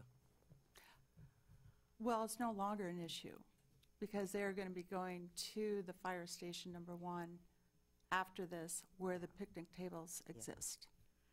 So, But I really do encourage, when there are people who want to have activities in the village, go through the procedures that are already set up. It's for the protection of the village. It's for the protection of the people that we're inviting to. Thank you. Thank you. And next we have Pam, is it? Yeah, but I was trying to, I couldn't. Across the stage for 3 diplomas, and nobody could pass my last name. I'm sorry. Sorry, it's Shaya. Good evening, how is everybody? I think everybody knows me, including the audience. So today, I discovered that this item appeared on the agenda kind of at the last minute. So. So did I. Pardon me? So did I. Okay, so I didn't really understand what the urgency was, so I made a few phone calls to a couple of councilmen, and I had to text Brenda because, you know, she's not here tonight to get a feel, and nobody could really tell me why this was such an urgent matter. So I do remember when the city removed the picnic tables because of the hurricane, and also because of the area itself is considered unsafe. The picnic tables were unsafe. We had a lot of vandalism going on down through the area and also through the village, and there was just a lot of malicious activities going on. The chief will tell you that he is on my speed dial, along with several other people in the audience. He's laughing, but it's the truth, okay? He just saw me in the last couple of weeks, and he says, I don't hear from you anymore. And I'll attribute that, with the chief nodding his head and laughing, to the fact that we have challenges in the village, not necessarily all homeless, just challenges, okay? And he's not getting as many calls from us right now because the situation, I'm knock on hard wood here, Chief, is handling itself at the moment, okay? Meaning that because we're not, no one is, quote, feeding and bringing anyone to the village, okay, that we're not seeing the traffic, okay? And the City Works, Public Works, Ed's not here tonight, but Ed would be like shaking right now thinking I'm going to throw something at him because that's the next person that's on speed dial, and everyone in his department, because then we have trash and we have things that didn't get cleaned up, okay? So Public Works is very busy. We appreciate everything they do for us, along with the police department. We dial and they come, and we know they're very busy, and we don't like to dial these guys just because the toilets are overflowed because somebody didn't like it, okay?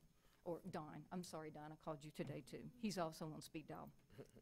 So in my 30 minutes, because I have 2 businesses here in Cocoa Village, so I have Tales at the Barkery, 308 Bavard Avenue, and I also have Olives and Grapes, which has been here 12 years, okay?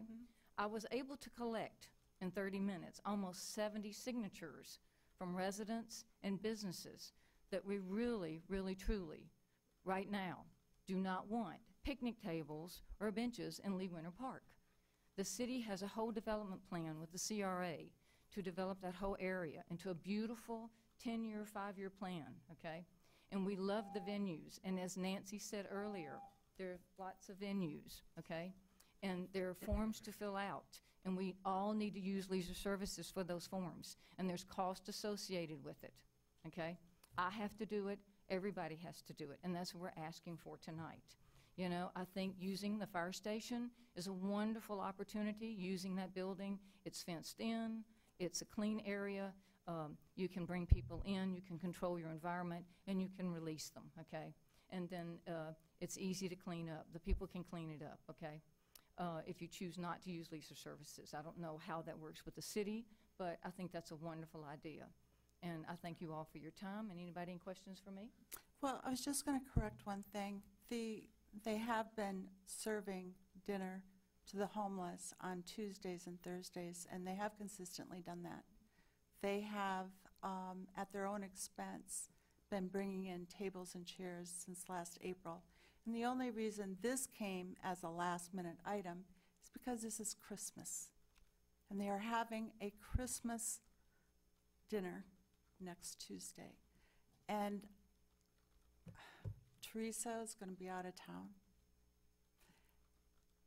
And the time this happened before, people ended up eating on the floor. And I just feel like at Christmas, why can't there be a dignified dinner? Well, I understand, but And there are no plans after this because the response has been so strong. They will be going to Fire Station 1. They will not have covering if it rains, but they will at least have tables. Well, and, I understand. And a peaceful space to celebrate their joint humanity, because it's not just about the homeless, it's also about the service community and their fellowship. So anyway, that is why it was last minute. It's Christmas. Well, I understand that, but I will, clarification. They're using the city park and putting the city at risk. You have an attorney sitting there, Anthony. You're being put at risk every time someone is not going through leisure services and filing that they're using the city. They're serving food. Food and safety is involved. You have food safety. Anytime anybody does an event, no matter you're serving 5 people or 20 people, okay, you have to have food safety. They need, that's a requirement. That's a state requirement, okay? If somebody got hurt down there, anybody got hurt down there, and this is an event, this is an activity, you have put yourselves at risk. You have put all of us at risk at that. Thank you know? This is not a city activity. at No, all. but you're This is an having, someone organic is group of holding an people. activity, Yeah, we but can the get around point this. is, someone is holding an activity without the city awareness of it, without the police chief knowing there's an activity going on, without the I fire think they department know. knowing, okay? So they've been holding events that nobody got any forms filled out, okay? Nothing happened. So you're using this property, someone is using this property without filing the paperwork to use the property. We got you. Yes, ma'am. Appreciate it. Thank you. And Sherry Goldenbond?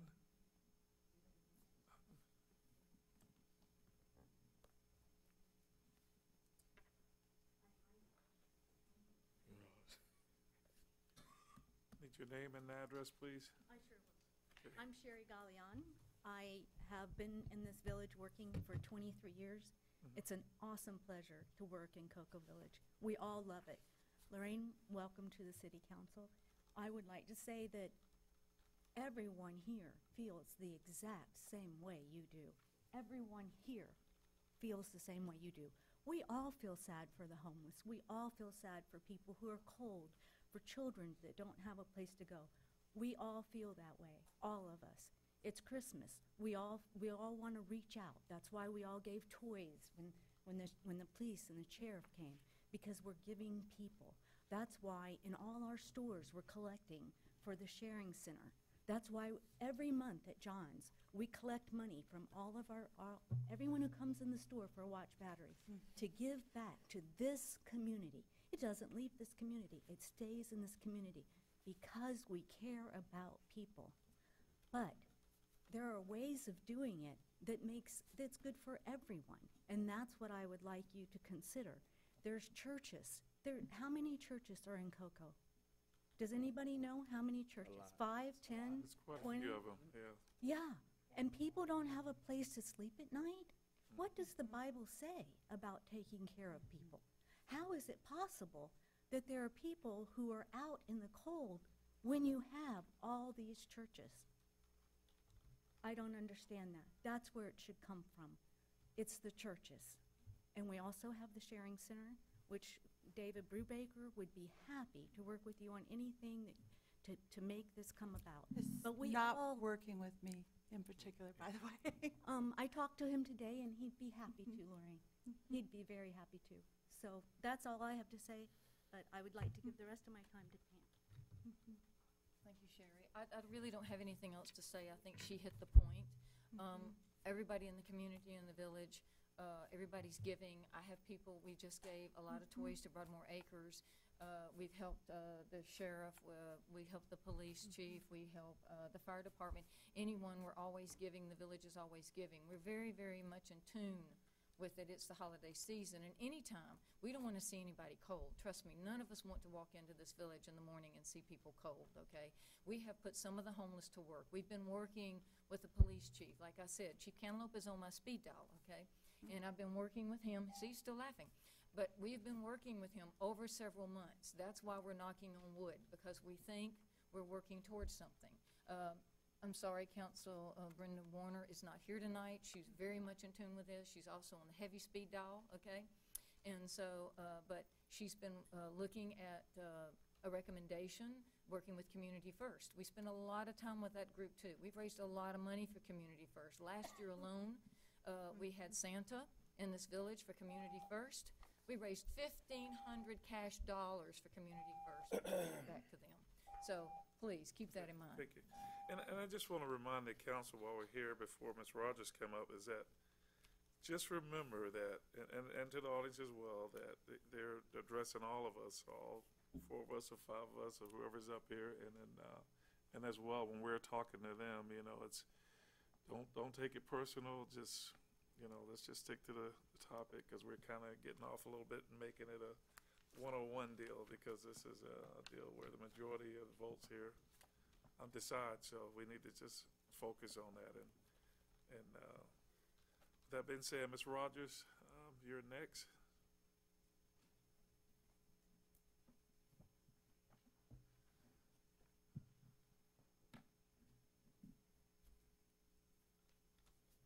Candace Rogers, 93 Delanoy Avenue.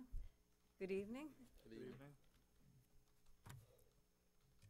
I believe that this has been addressed by Pam and others regarding the picnic tables. I'm just going to say that Lee Winter Park was not what it is today, which today it's really a construction site. And we have plans that go back before I ever arrived in Cocoa to do something with the waterfront. And in that area where the pavilion is designated, hopefully will be the new Civic Center with the lead off to the fishing pier. And other buildings have been taken away, and the playground's been taken away. And I believe that this is the vision that the city has deemed to be. Now, we do have a homeless problem. I don't want to get into it. It's very complicated. It's multifaceted. I don't think residents who live in the, quote, high-rises, I'd like to be considered a neighbor who lives here in the village, that they have the answer. They can go out and search it. But I think, if anything, it's going to take the leaders of the council, of the city, of the county, to work with federal agencies, faith-based groups, people who have had success and have worked with the homeless. They know what works and what doesn't. For 10 years, people have come down and fed the homeless, and not to judge anybody's compassion. Sometimes compassion can be misdirected and have bad results. But what I'm saying is that those people who have had the experience is who we should be talking to. I believe Orlando has an excellent record. It's taken them 18 years. But from 2008 on, in 2008, they knew what they were doing was not working. And so they got together, all the different groups, whether it was a governmental group, a faith-based group, groups that are wanting to help. They got them all together, and they decided that the best way to solve it was to put people in homes. We should look at the groups or the cities that have been successful and draw from that if you want to do that as a plan. But it's an overwhelming plan, and you need to have some guidance, but you also need to have the leadership from the city, not just residents talking about it. I think it's an admirable thing. I think that for 10 years, we've had people doing the same thing, and it hasn't changed. The only way we're going to make change is to do something different. And I suggest that we look for those that have been successful. Thank you. Thank you. Man, this has been a tough subject, and I know that I have some serious concerns about some of the stuff I see out there with reference to homelessness. I was at an Endeavor Elementary School, and it was amazing during registration that you had families that was they were given an address of a park.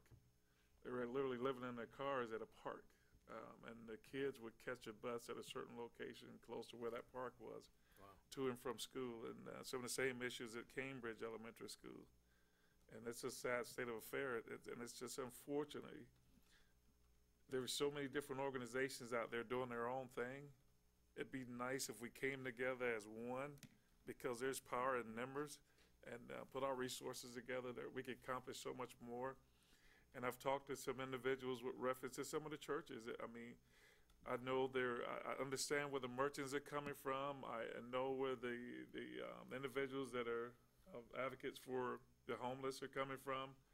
I've seen it, and I think that education is key. We need to be educated when it comes to this stuff, but you know what? We got to find some common ground, and I think that Fire Station 1 in that Finchlands area, I mean, it doesn't have a cover, but you know what? It'd be nice to have a general location instead of, you just have these individuals going from one place to the next place all over town, and they just know that they can come there, and it can be more than one organization. I mean, if you have different nights that you have these events, I'd like to see some of these organizations just step up and say, hey, we do this on Tuesday nights, we do this on Wednesday nights, we do this on Monday nights, and just got that same location, and everyone knows where to go, and instead of, it affecting everyone, because as a business owner, I understand.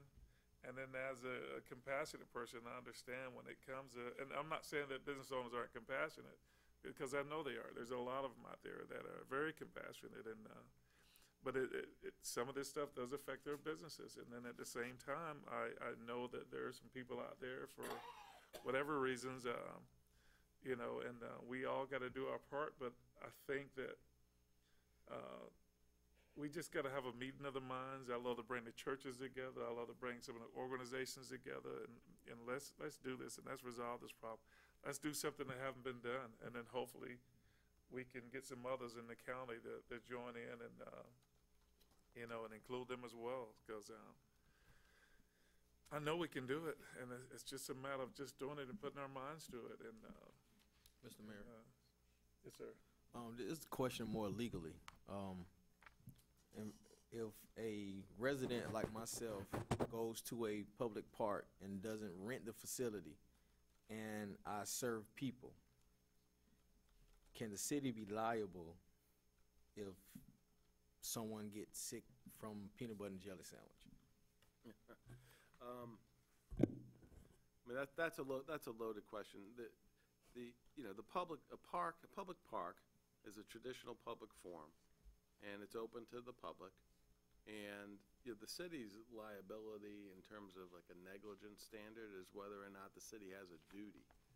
Okay, and people come and go on the park, and the city doesn't have a duty to manage every activity that a person engages in a particular park. Now, certain activities could rise to a level of a duty, but that's such an open question. I can't really answer that this evening. Some communities, like Orlando, have gone through lodge group feedings and their councils have chosen to regulate and permit lodge group feedings in public parks and shift those feedings around various parts of the city. That's just one community's attempt to try to regulate large group feedings. But just generally speaking, unless the city has some sort of duty for some specific action, like maintaining sidewalks, making sure that the facilities are well maintained, that they're not a hazard or attractive nuisance, those are the types of situations where the city potentially has liability. But I tell you, I was just thinking that I look at some of the cities, the other cities, and look at their parks. And I'll tell you, a big problem I see is that a lot of other cities has a lot to offer their youth and their kids and their families and their parks. Our parks, for some reason, just really doesn't compare to some of the other communities. You go to Rockledge and some of the other places, it just doesn't compare. And you go to these parks and you see families out there enjoying themselves. You see kids out there playing softball, football, soccer. You go to our parks, you see none of that. And I'll tell you, from some of the events that I've been involved with at these parks, especially at Provo's, a lot of individuals out there that sit out there day in and day out, if you come out there, if you go there with an event and you put on an event, they're going to leave because they don't want to be around you. And our parks aren't being utilized the way they should be utilized, unfortunately, because we don't have a whole lot to offer our kids. And we need to start looking into that, because I know back in the day when I was coming up, the churches were so involved, and they had softball teams where they competed with different churches and different organizations, and it was just awesome. I mean, and that was a way of getting people into their churches and getting involved, regardless of what your religion was. It got them involved, but we don't see that anymore. And times have changed, and it's time for us to change with the times. And for some reason, we're not changing with the times, and we need to. I mean, we're changing when it comes to technology, but when it comes to how you treat people and what you do to attract people and do things for people, we're just not doing it that way. And but I guess we're just getting a little too smart for ourselves, and it's a good thing, and it could be a bad thing. But I'm gonna stop right now because I'm not. Okay, well, thank you for bringing it back to that, and that was the purpose of the picture, is that in terms of making our park into an asset, we need to encourage other activities there. I mean, that's one of the ways that you make sure that everybody feels welcome. If in fact our park has a negative reputation, this would be one way to turn it around. None of these women were concerned about safety or about an uncomfortable encounter. There are no homeless living in that area anymore that I know of, that I could see. And at any rate, and I do want to say that I know everyone here, the shopkeepers and the people that live in the village, have compassion. I know that. But I don't know. I know it says direction regarding the placement of picnic tables. I know that after this event right here, they're going to be going to Fire Station 1, and that's where they're going to be holding these feedings. But I just hope we can. Or dinners. Yeah, I just hope that we can get through this and hope that we can figure something out. I think that this is something we probably should bring back and just make sure we've done our work and homework, and then. Okay, well, the purpose behind a motion is that it would come back to us as a resolution. Is that right? That's Because correct. if I made a motion, and I'm going to make a motion to form an ad hoc committee that will do what Candace mentioned, that will inventory other services in the area, that will look at some models and come back with some actionable items. I know we can't solve this problem, but maybe we can just change some things in some small ways. And feel a little less hopeless. So my motion is that we form an ad hoc committee to inventory services, to look at other models, and to come back with actionable items for the council. I'll second that. I can deal with that, because it probably won't come back in the January 9th meeting. Is it 9th or 19th? Yeah, it'll be but yes, I can second that. That's something to look into. We got a motion by Councilwoman Kosh, a second by Mayor Williams. All in favor signify by saying aye. Aye. Opposed? It passes 4-0. Do you have? Just so I'm clear, actually, so it's Mom's Group that does this, correct? Yes. Yeah, and it's my understanding, I've been informed that they actually are renting the facility, so put that out there. They're not just showing up and doing it. But, and we did talk about Fire Station 1, and so it was the direction of council also to continue to pursue that avenue. And I've talked with the chief about the possibility of, I know there's some stuff in the bays right now, but maybe, we have this, the former fire station has a very wide open area, certainly much larger than what's in the Lee Winter Park, whereas because of the inclement weather, that we might be able to set up something within the bays. Yeah, You know, if it's, yeah. so, okay. Yeah, that's fine. I just think having a general location and you know what I'm saying? And it's just can be somewhat of a win-win for everyone, and then we can just kind of go from there and see what we can do to make things a little bit better for everyone, so. But we will, I'll get with the city attorney, on January 9th, 23rd, to bring back the resolution regarding the ad hoc committee. Okay. Thank you, sir. Thank you. And yes, ma'am. If you, what the status is going to be of the Christmas meal at Leavenworth Park. I don't think that was addressed. Well, I have no control over the Christmas meal. The Christmas meal is planned by this group, and they plan to be there because they have no way of contacting the people, all of the people that they've already told that it's going to be there. So they are planning on bringing their own tables, as they have done since last April, so people can sit at tables. And again, I want to reiterate, it's my understanding from my staff, the group called the Moms Group, they actually are renting the facilities. So they will, because it would be, in the short order of time, a pretty big undertaking to take those picnic tables and bring them over there. So if they're going to bring the tables, there, continue for the 18th. That's why we put on the agenda, because Christmas is. It's only the 18th. Yes, Christmas, today's the 12th, 13 days away, and the 18th, there's not much time to get the word out and notify people, so we put it on there, so it is our intent to, assist as appropriate. Well, there's no assistance at this point, but because the tables will stay over at the fire station. Right. Okay. There's a hand. Yes, ma'am.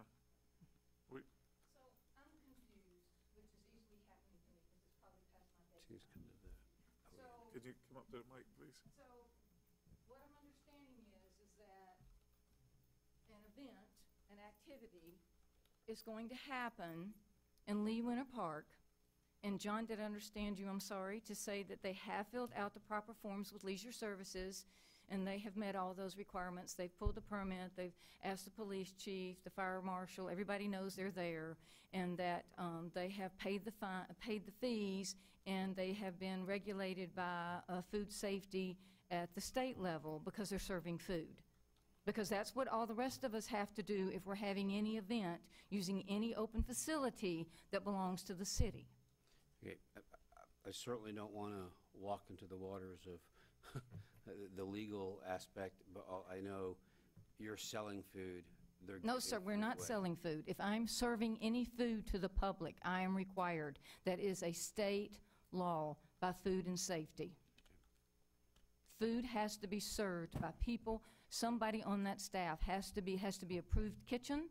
It has to be food and safety certified. People serving the food have to meet the food and safety certifications.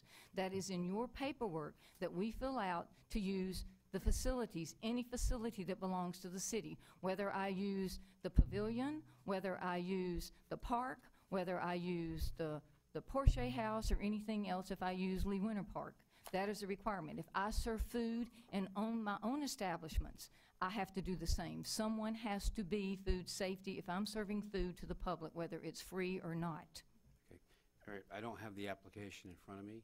I was just informed that that Moms Group is renting the facility, so I'll have to look into that. But it's I'll just have to get back with you. Yeah, I don't wanna know make a how. comment without knowing. Yeah, I don't know how true that is, because Families. I know we've Yeah, had several events down there where people just rent a Family spot. reunion.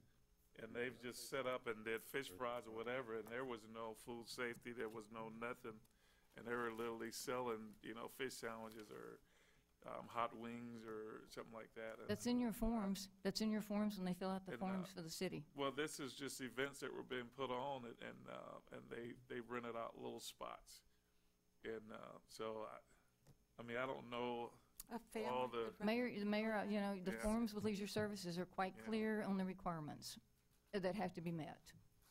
I just know of a few organizations that's been down there and have sold food, you know, in the park there that are, you know, for different events like Martin Luther King and other events down there, and they weren't, none of that was required.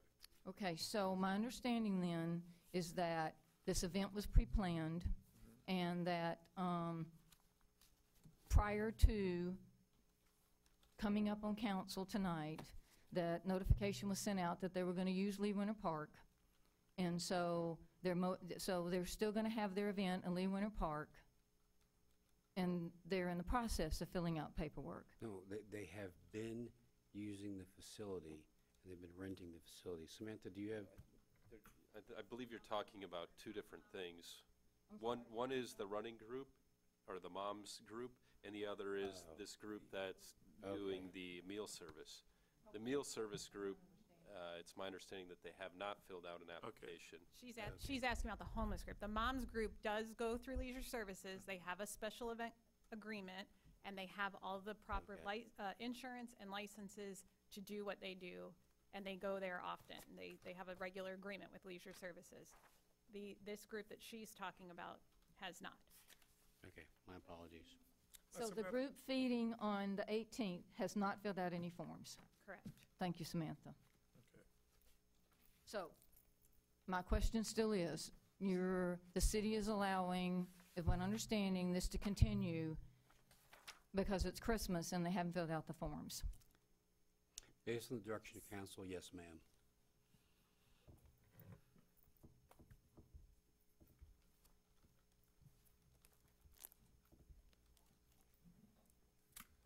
Okay, we're gonna move on to, we got our multi-year contracts. Our first item under that is approved task order 2019-25 with Atlantic Development of Cocoa, Inc.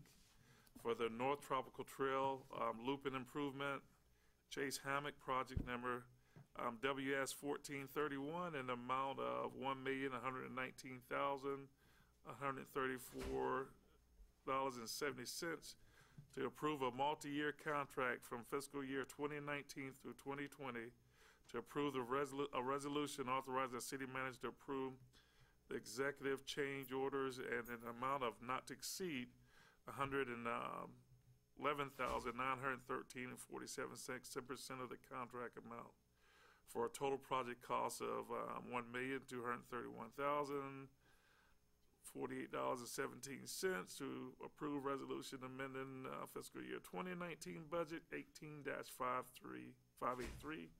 Utilities Director.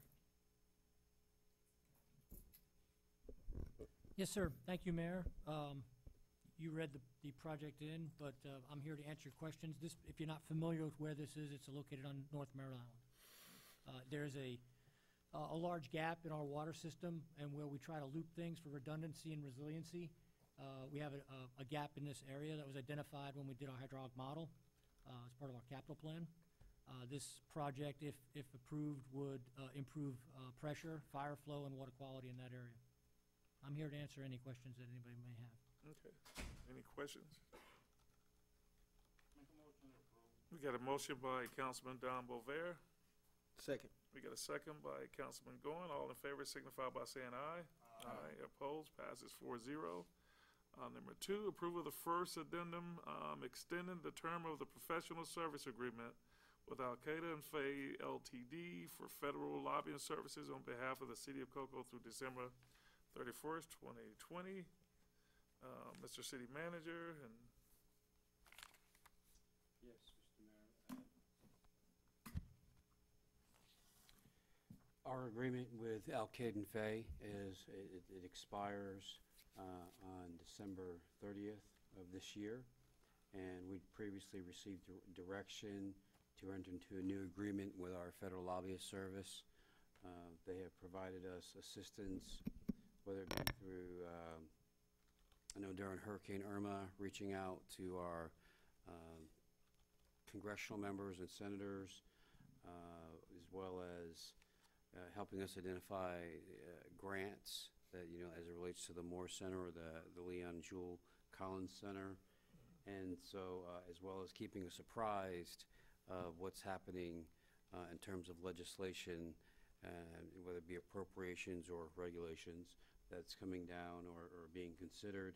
And then for the other item that comes to most immediately to mind is the opportunity zones, working with us to make sure we maximize the opportunity to tap into the opportunity zones in an effort to attract private capital investment. I can tell you, I know it's $24,000 a month or $25,000 total because of some expenses, but in years past, this amount was as high as $60,000, and they have continued to provide, recognizing the city's fiscal constraints, lowered their costs to a level that I believe is more than reasonable. And I think with the new Congress coming in, it behooves the city to continue to engage Al-Qaeda and Faye, and we are asking to do it on a multi-year basis. So it would run actually the whole term. We looked at 3 years and 4 years, but with this, every 2 years, a new Congress is elected. So that's why the term is 2 years. So the proposed motion is to approve the first addendum extending the term of the professional services agreement with Al-Qaeda and Faye for federal lobbying services on behalf of the city of Cocoa through December 31st, 2020. Can I ask a question? Yes, ma'am, go ahead. Could you explain just like opportunity zones? Because I don't think most people have heard the possibility here. Yeah, in the recent tax reform, or in the tax reform bill, they created opportunity zones, and each governor had to evaluate based on census tract, based on a variable factors related to income, poverty, and things of that nature. And essentially, and I know they're currently in the rulemaking process, at the federal level, but essentially it's to induce or attract private capital investment, and if a company does that, they can receive it's like a tax break on their capital gains for a 10-year period. By getting all the nuance out there, and there is we've already been designated a portion of our city. We did work with, in addition to our federal lobbyists, also our state lobbyists, the governor's office, to ensure that the city was considered, because the state of Florida only had 427 areas or census tracts, that could be nominated. So it was very competitive. Well, I know the governor's office finally said, we got it. We know, because we kept trying to provide more information. And so we do have, I think it's a fairly decent size. I mean, I certainly wish there were some other areas that were included, but I understand they only had 427 that they had for statewide. So it's an opportunity to help attract private capital investment, and then those that do that would, yield tax benefits, as a result of that. And hopefully, I know the fire chief probably seen this already, that just came out today about the fire safety program. Yeah, I don't know if I'm sure we he's typically, we would, part of their legislative updates, they will notice of the various agencies that, are providing grant opportunities. And in addition to our department directors, our grants administrator and finance department does review those as it relates to our strategic plan or other initiatives maybe that have been brought up through council, to see if we can marry the grant funding with what we're trying to accomplish, rather than just chasing grant dollars for the purposes of chasing grant dollars. Okay, what's the wishes of the council? Motion that we accept the, Okay. Second. We got a motion by Councilman Don Bovere. We got a second by Councilman Goins. All in favor signify by saying aye. Aye. Opposed? It passes unanimously. I just want to make a comment here. You know, this is our second council meeting, and of course, we've had 3 individuals that have come in, and I'm not Henry, and Councilman Kosh is not Ms. Blanco, and of course, Mr. Goin is not Mr. Whipple. And we just had a big fight saving our Diamond Square CRA here just last week, and after being sworn in just for a few days, you know, and I was so grateful of all the residents that turned out and all the speakers that spoke at that county commissioner meeting, and it just showed how committed we were to trying to change things, change the way things happen in this city. We had this little talk tonight about, and I'd say a little talk about the homeless here and homeless situation here in our city and feeding homeless in our city. There's been some individuals, I guess, that have been meeting. I've been meeting with organizations myself and will continue to have some meetings with them to educate myself with reference to homelessness and what we can do to help out and hopefully bring some other cities on board. But, you know, some people, you have to give us an opportunity to do our jobs. I mean, we're fresh in here. You got 2 new faces here, and it takes time. I mean, none of this stuff happened overnight. It's not going to be resolved overnight, but just be patient. I mean,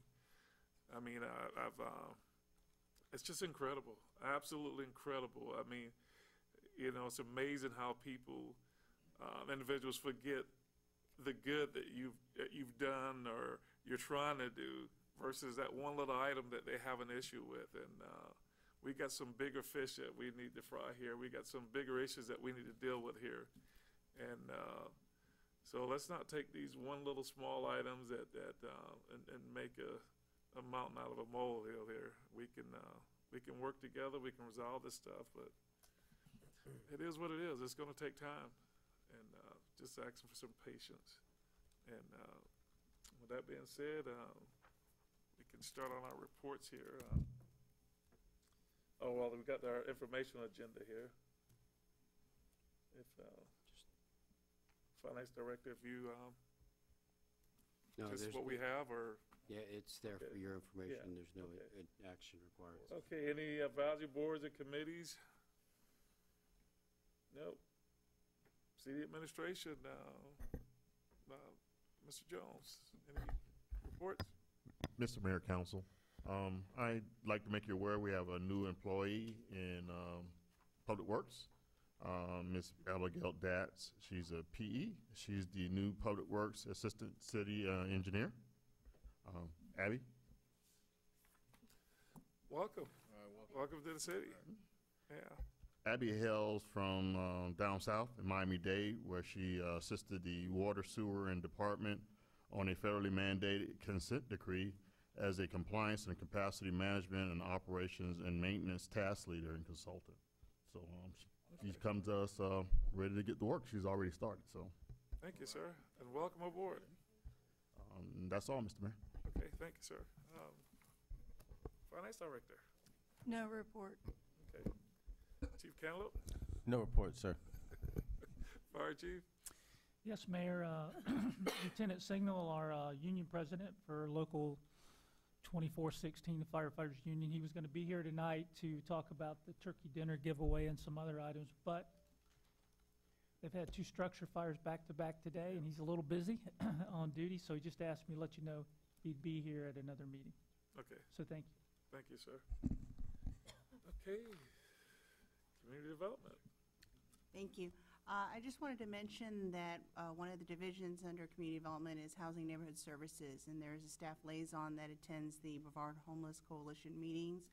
So certainly if council and the mayor would like to have a forum or a meeting with the entire Brevard Homeless Coalition, the HUD funds, Continuum of Care, actually come through to the county. So we look at it from a county perspective.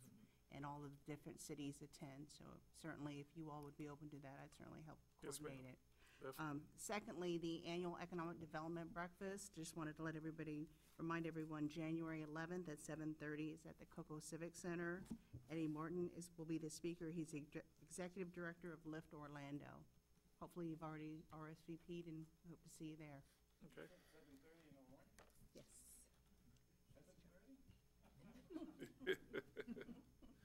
7:30? Mr. Walsh, Utilities Director. No report tonight, sir. Thank you. Thank you, sir. Administration? Yes, sir. The only, I have two things.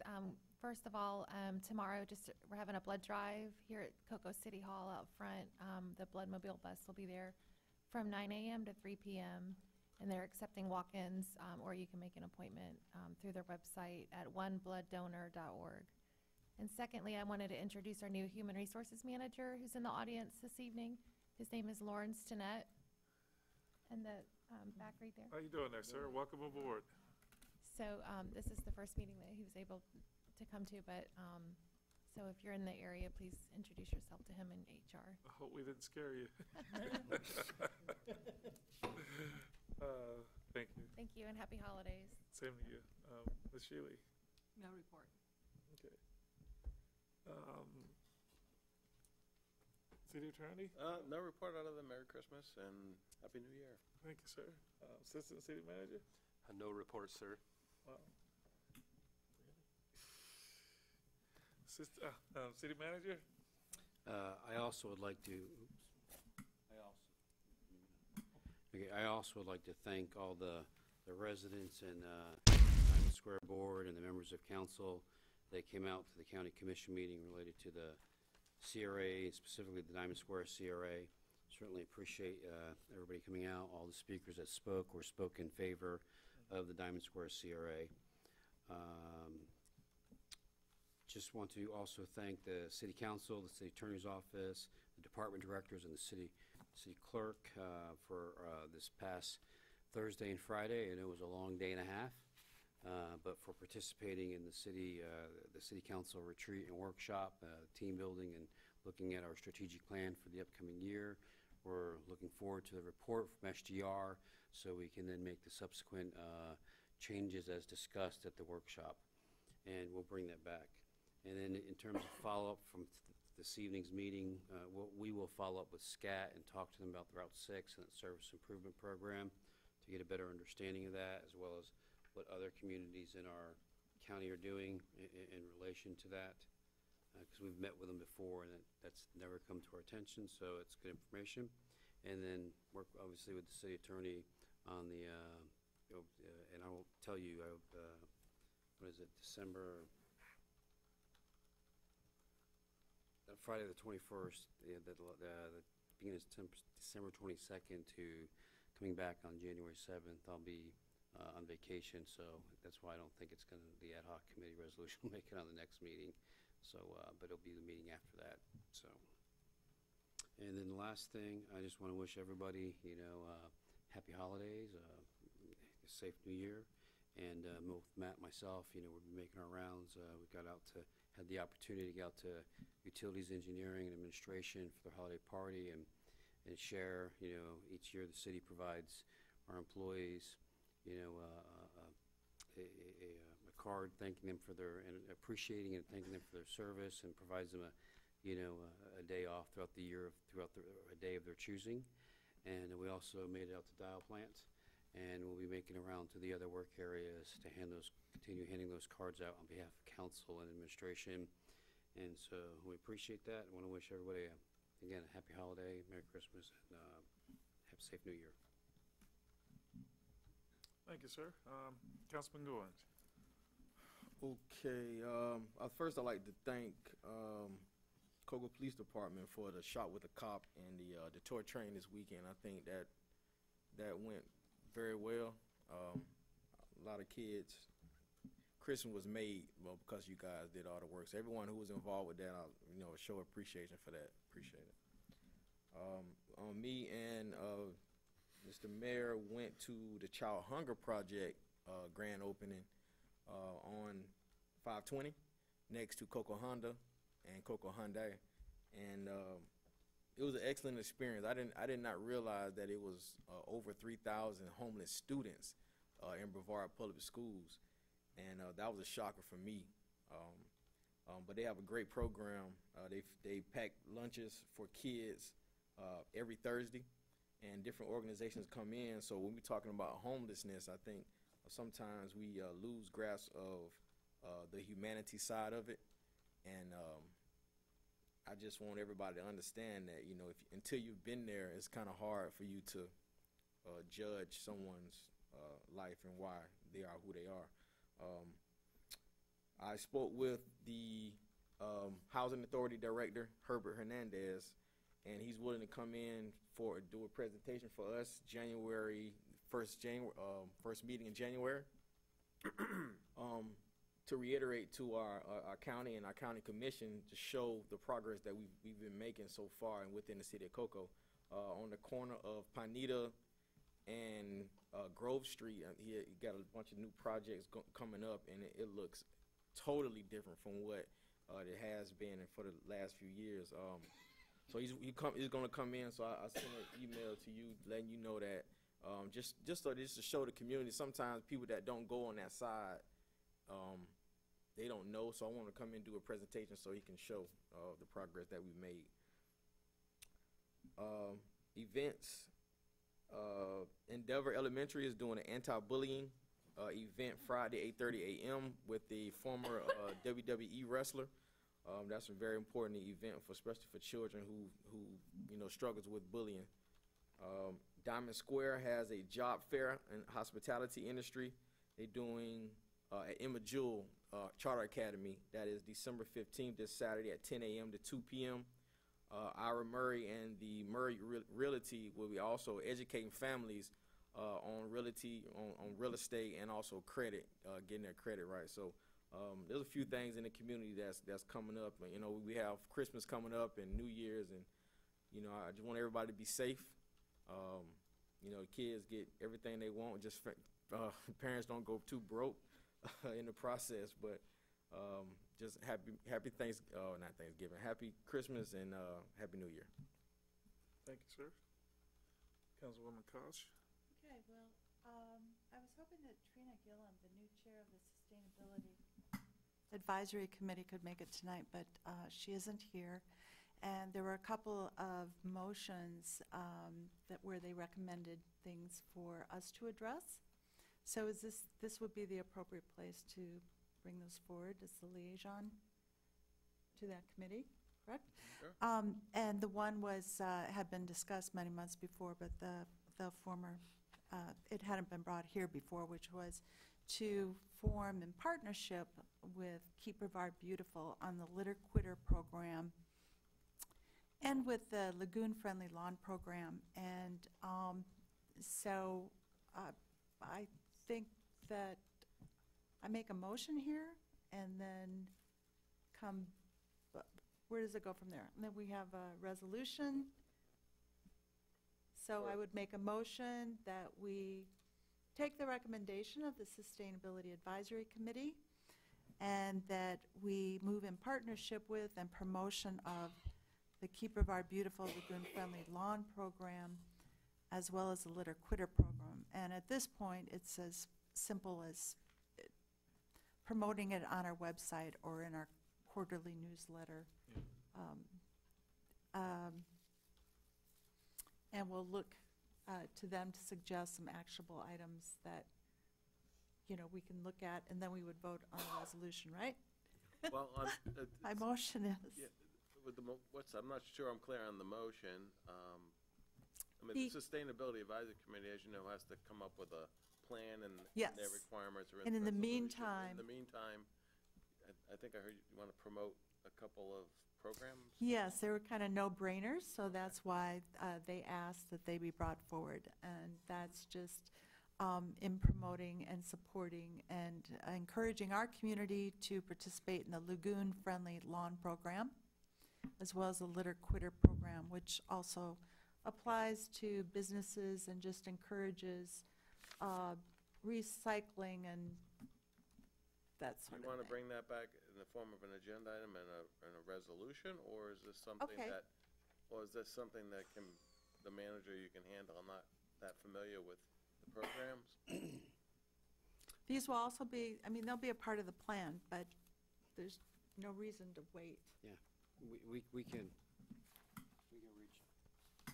can reach out to, this is working, we can reach out to Keep Brevard Beautiful, get the information, and if it's, just the partnership, and, because we already have an existing partnership, and we provide funding support to Keep Brevard Beautiful, so if it's just a matter of, if they recommend we adopt the resolution, we'll get a copy of what they've done in other communities, and we'll send it to the city attorney's office, or if it's just a matter of participating in terms of taking their promotional marketing materials to push out on our social media so people are aware of the various programs, we'll do that. I mean, we'll just wait, we'll reach out to them and find out exactly how they want us to proceed.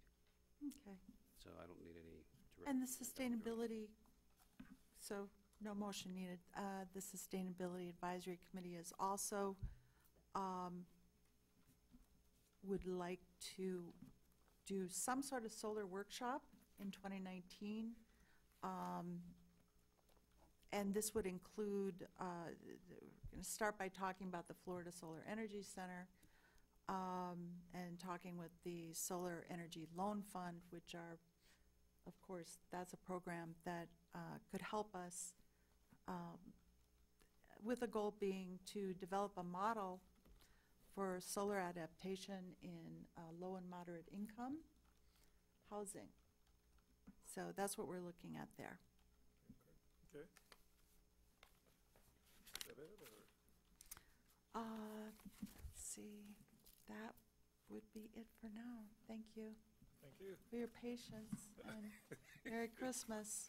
I had no idea this was coming tonight. Okay. Maybe I was naive to think that the fact that staff called people and I spent most of the day being yelled at. Staff didn't call people, somebody called someone. Oh. Yeah, I was told.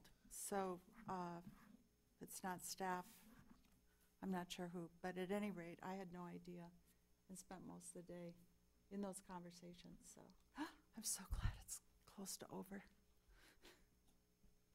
But Merry Christmas, anyway.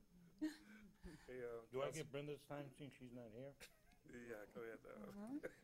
No, I just want to say that we attended, Deputy Mayor and myself attended the Chris Daniels Golf Tournament, good turnout on Saturday, and that was great, and had a good time. So that's it. Merry Christmas, everybody. Happy New Year's, and we'll see you next year. Thank you. Thank you, sir. I'm gonna make this very quick. I attended the Project Hunger with Councilman Goin, and I was really shocked at some of the numbers I was seeing, and it's just a nice project where they pack these lunches or these meals so that during the weekends these kids actually have some snacks and stuff to eat on Saturdays and Sundays. And otherwise they wouldn't have anything to eat on those days. So nice project. Thanks to Coco Hyundai that they actually let them use that facility for free. Also, the FEC train, once again, Coco PD, great job. Officer Hathaway, I mean, just a phenomenal ton of folks out there. It was nice when the train finally pulled up, just seeing the expression on the kids that were going crazy.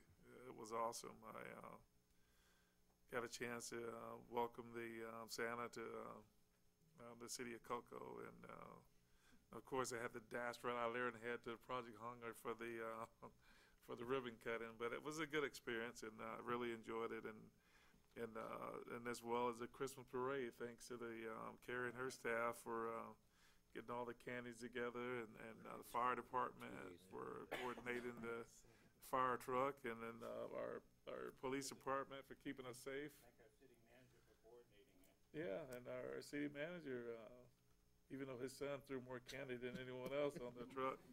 I think his hands are a little bit smaller than yours, sir. But it was a great event, and Also, the staff of the Space Coast League of City Dinners, it was really awesome. Thanks to the Cocoa Village Playhouse for the little skit they put on, as well as the singing. Absolutely awesome. Enjoyed it. Another thank you to the staff for the cleanup there on Fifth and Peachtree Street. And then as well as the Speedway and a couple other places.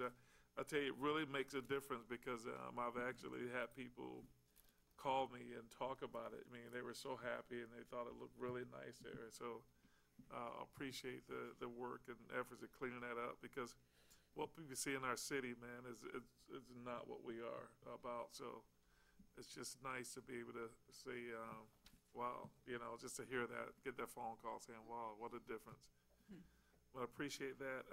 The Cocoa High football team, I want to congratulate those kids. I hope there's something that we can do for them, maybe something we could sit down and discuss after Christmas.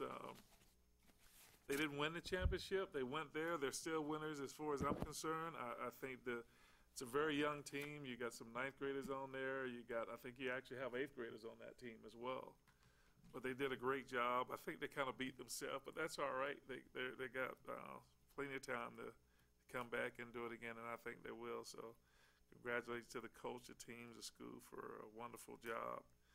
The shot with a cop, I missed that, but hopefully I'll have the opportunity to do that again.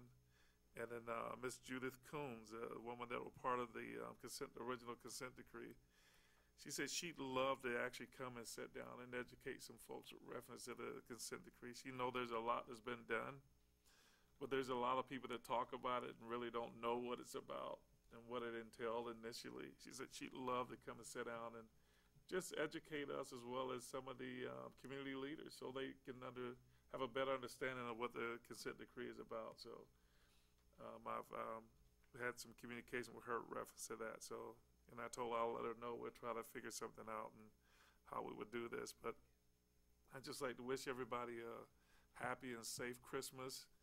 And I hope that the departments that got their pizza today, that's from myself and the council, the pieces that you received today, and utilities, your pieces are coming tomorrow, and I think the chief's got his stuff already for PD, and we got the fire department left, and this is all from this council. And with that being said, you guys have a good Christmas, and I get a motion to adjourn. We got a motion by Councilman Don Bovere and a second by Councilwoman Cost. All in favor signify by saying aye. Aye. Passes 4-0.